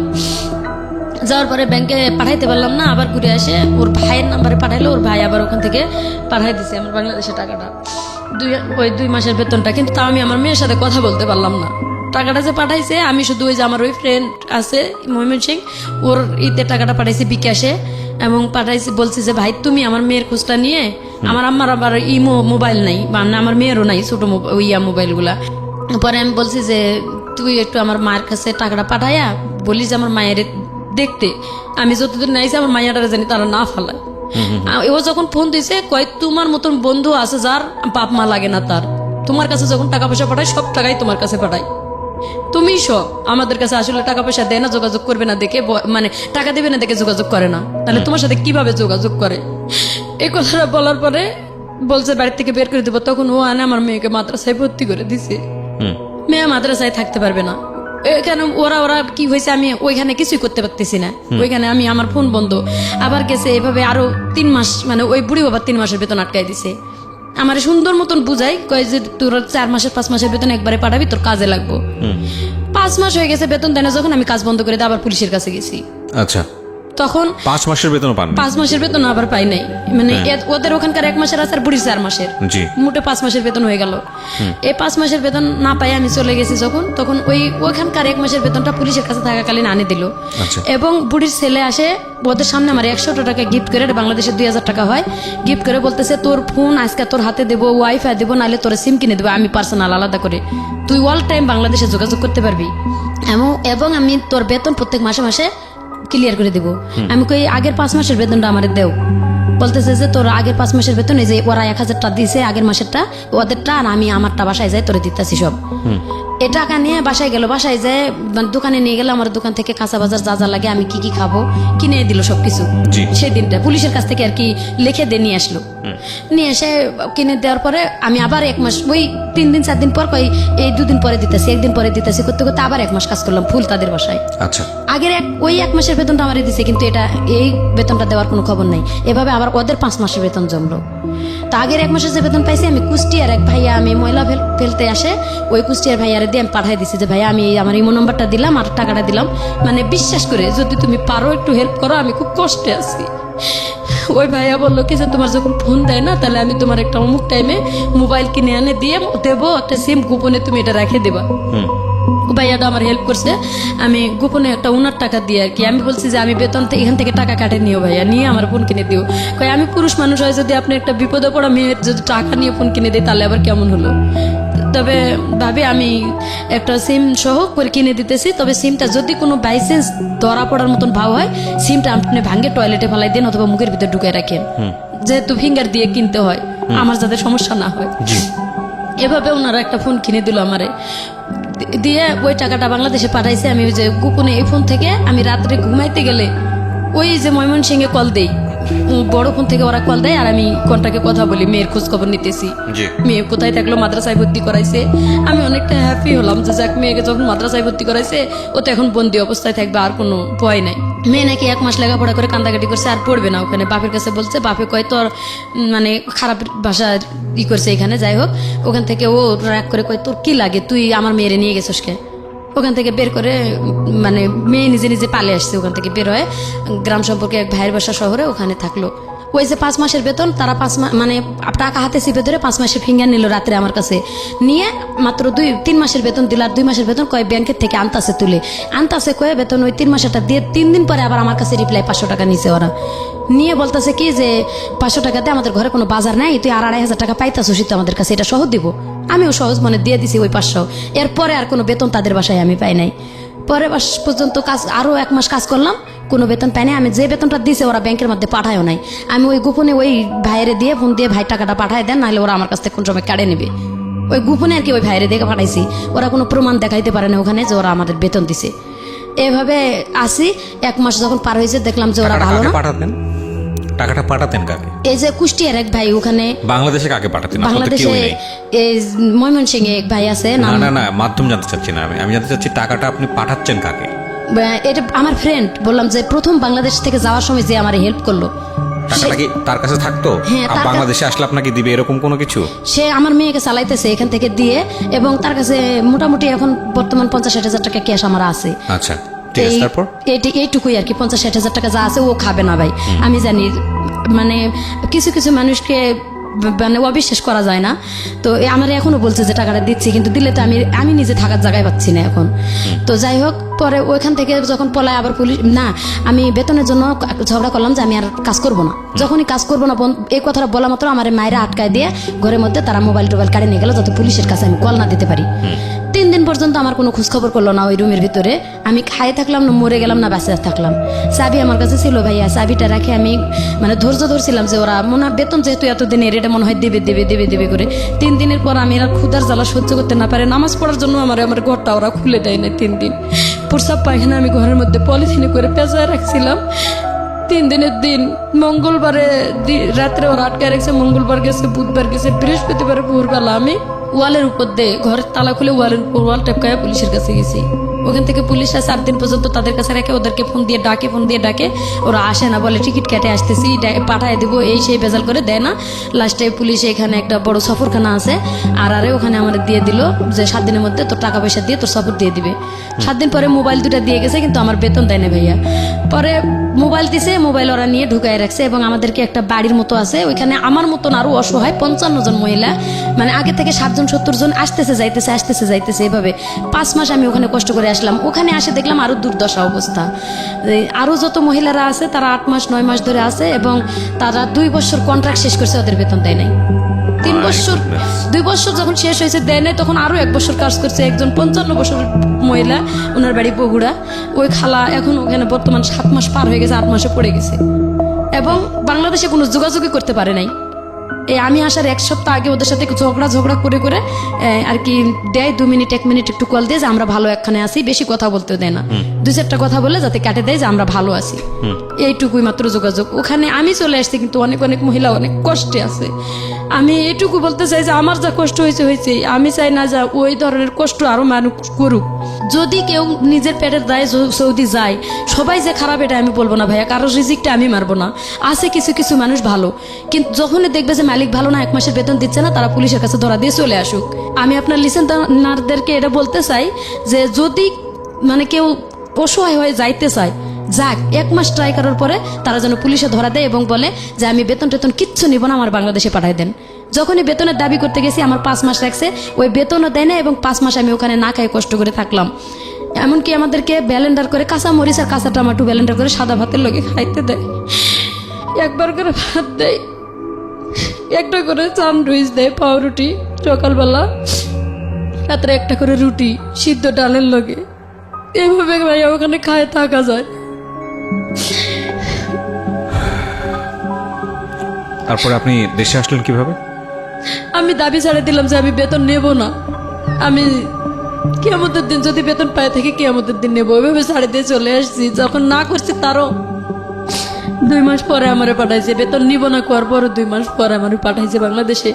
এবং বাংলাদেশে আসছি আমি, তো আমার ফ্যামিলিতে আমার মেয়েরা তো আগেই বার করে দিয়েছে, তারা বাড়ির থেকে যোগাযোগ করতেছি, কথাবার্তা মায়ের সাথে বললাম, ঘুরে ফিরে কয় আমি নিজেই চলতে পারি না, তোমার সন্তানে কিভাবে চালাবো, তারে কিভাবে, আমি ঘুরে ফিরে ওই আগের কথাই। তো সন্তানটা আসছিল আমার এখানে, ভাগ্নের বাড়িতে ছিল, বোনের মেয়ে। আমি আসবো শুনে মানুষের বাড়িতে ছিল, খালাতো বোনের বাসায়, তারও আমি টাকা পয়সা দিতে পারি নাই, দেই নাই এখনো। আমি বর্তমানে অসহায় অবস্থায় আছি। আমার ওই যে ওইখানে এক খালা ছিল, উনি আগে আসছে, উনি আর কি আমার মেয়ের ভাগ্নির বাসাতে নিয়ে ওনার বাসায় রাখছিল। বলছিলাম যে খালা তুমি একটু পারলে আমার মেয়েটারে দেখো, তার কারণ মেয়েটা এখন উপযুক্ত হয়েছে, যদি এখন একটা অ্যাক্সিডেন্ট কিছু হয়ে যায় তাহলে লাইফটা নষ্ট হবে। আমি চাই না মেয়েটার লাইফটা নষ্ট হোক। আমি মানে বড় করছি মেয়েটারে, একটু হাতে পায়ে বড় করতে পারছি, কিন্তু লেখাপড়া করাইতে পারলাম না। আর এখন আমার নিজেরই থাকার জায়গা নাই, উপযুক্ত মেয়ে নিয়ে আমি কোথায় দৌড়াদৌড়ি করবো? আমার আসলে বলার কিছু নাই। আজকে আমি একটা জিনিস বলি আপনাদেরকে, প্রিয় শ্রোতা, অনুষ্ঠানটা আনইন্টারাপ্টেড শুনেছি, শুধু বিরতি নিয়েছি, বিরতি থেকে ফিরে এসেছি। এই মানুষগুলা খুব ভালো লাগে, মানে যখন আসে আমার কাছে এসে বলে যে ভাইয়া আপনাকে খুঁজতেছিলাম, কিছু গল্প বলার জন্য আসছি, আপনাকে দেখে মনটা ভালো হয়ে গেছে। আমি জানি না কেন তারা আমাকে এতটা মানে আস্থার জায়গায় মনে করেন। তবে এটা ঠিক যে লাস্ট 8 বছরে আমি রেডিওতে যে ধরনের শো করেছি, শুধু এই ধরনের মানুষদেরকে নিয়েই করেছি। শুধু বলবো ম্যাক্সিমাম টাইপই আসলে এই প্রান্তিক পর্যায়ের মানুষ, যাদের আসলে সেভাবে ভয়েস রেজ করার জন্য বাংলাদেশের মিডিয়া আসলে খুব একটা কাজ করে না তাদেরকে নিয়ে। একবার প্রান্তিক পর্যায়ের মানুষ, ধরুন এই মানুষটা গ্রামে গঞ্জে একেবারে নিদেন পক্ষে খেটে খাওয়া একটা মানুষ, এবং এই মানুষটার জীবনে যে ঘটনাগুলো ঘটে গেছে এগুলো কোন কাব্যে এসছে, কোন উপন্যাসে এসছে, কোন কবিতায় এসছে, বা কোথায় এসছে বলেন আপনি যদি ঘাটেন, তাহলে এই মানুষগুলোর চিহ্ন, এই মানুষগুলোকে নিয়ে কথাবার্তা, বা আমাদের সাহিত্য সংস্কৃতির জায়গাটাতে বা আমরা অন্যান্য জায়গাতেও যদি বলি, কোয়ান্টিটির দিক থেকে বাংলাদেশে অধিকাংশ মানুষই হয়তো এরকম, কিন্তু তারা আমাদের সংস্কৃতি ডমিনেট করতে পারে না তাদের ইকোনমিক কন্ডিশনের কারণে। যাই হোক, এগুলো আসলে উচ্চমার্গীয় কথাবার্তা, আমি বললে হয়তো অনেকে বুঝতে পারবে না। আমি বরং সহজ করে কথাটা বলতে চাই যে তাদের আসলে এক্সেস নাই, তাদের ইনফরমেশনের এক্সেস নাই, তাদের মিডিয়া এক্সেস নাই, এবং বুভুক্ষ নাঙ্গা এভরি টাইম ফাইট করে যাওয়া মানুষ, দিন শেষে 2 বেলা 2 মুঠো আহার এবং কোনো রকম মাথা গোজার ঠাই, এটার জন্যই সারা জীবন যুদ্ধ করে যাওয়া। এর মধ্যে সাহিত্য বলেন, সংস্কৃতি বলেন, বা যেটাই বলেন না কেন, সেসবের জায়গা আসলে কোথায় আছে বলেন? তো সেই জায়গাটা থেকে আমি শুধু একটা কথাই বলতে পারি, আজকের এই জীবন গল্প শুনে মেসেজ যদি আপনি নিতে চান, সেই অর্থে মেসেজ হয়তো বিদেশের পার্টটাতে আপনি পাবেন, কিন্তু এছাড়া মেসেজ নাই। এটা একটা দুঃখগাথার গল্প, কারণ আগাগোড়াই শুধু চরম পর্যায়ের বলা যেতে পারে যুদ্ধ বিধ্বস্ত একটা মানুষ, নিজের পরিবার নির্যাতিত, এরপরে স্বামীর পরিবারে নির্যাতিত, নিজের সন্তানকে বিয়ে দিয়েছে, সেখানেও কষ্ট পেয়েছে, এবং তারপরও মার কিছু স্বকীয় সত্তা থাকে সারা জীবন জুড়েই, সেটা সত্য। আর বাঙালি নারীর মা সত্তাটা আমি মনে করি এটা বেস্ট মা সত্তা, এবং এটা সারা দুনিয়ার মধ্যেই বেস্ট, কারণ বাঙালি নারীরা যারা মা হন তারা আর যাই হোক নিজের সন্তানের জন্য সব কিছু করতে পারেন। তো উনি ওনার ছোট বাচ্চাটাকে নিয়ে আমাদের স্টুডিওতে এসছেন, আমি দেখলাম উনি বাইরে বসে আছে। তো এটা আসলে মার একটা অনেক বড় কনসার্ন যে সন্তানটাকে যে কোনোভাবেই হোক একটা ভালো জায়গায় অন্তত তার ব্যবস্থাটুকু করা।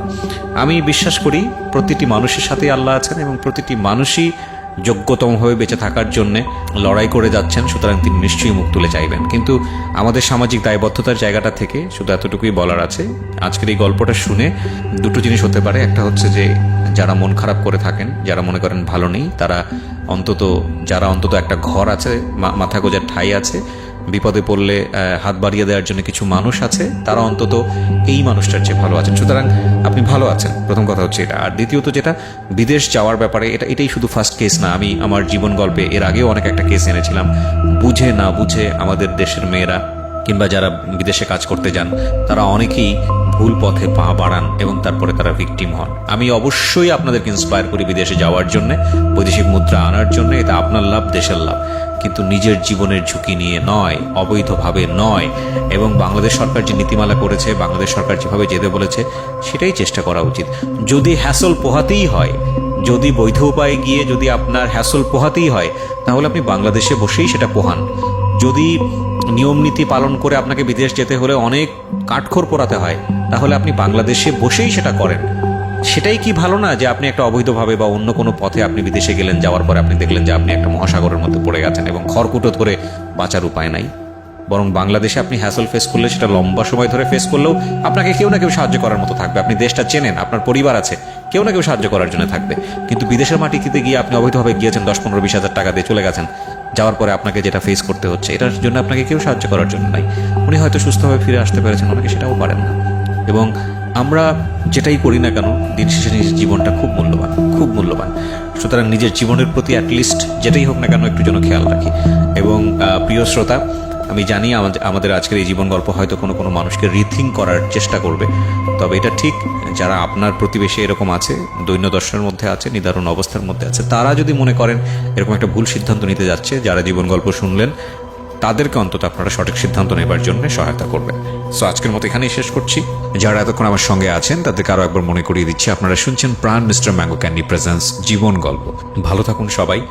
এবং আমাদের এই বোনটি যিনি এসেছিলেন জীবন গল্পে, তার জন্য অনেক অনেক শুভকামনা থাকছে। তাওয়াক্কাল আল্লাহ। অনেক ভালো থাকুন। শুভরাত্রি।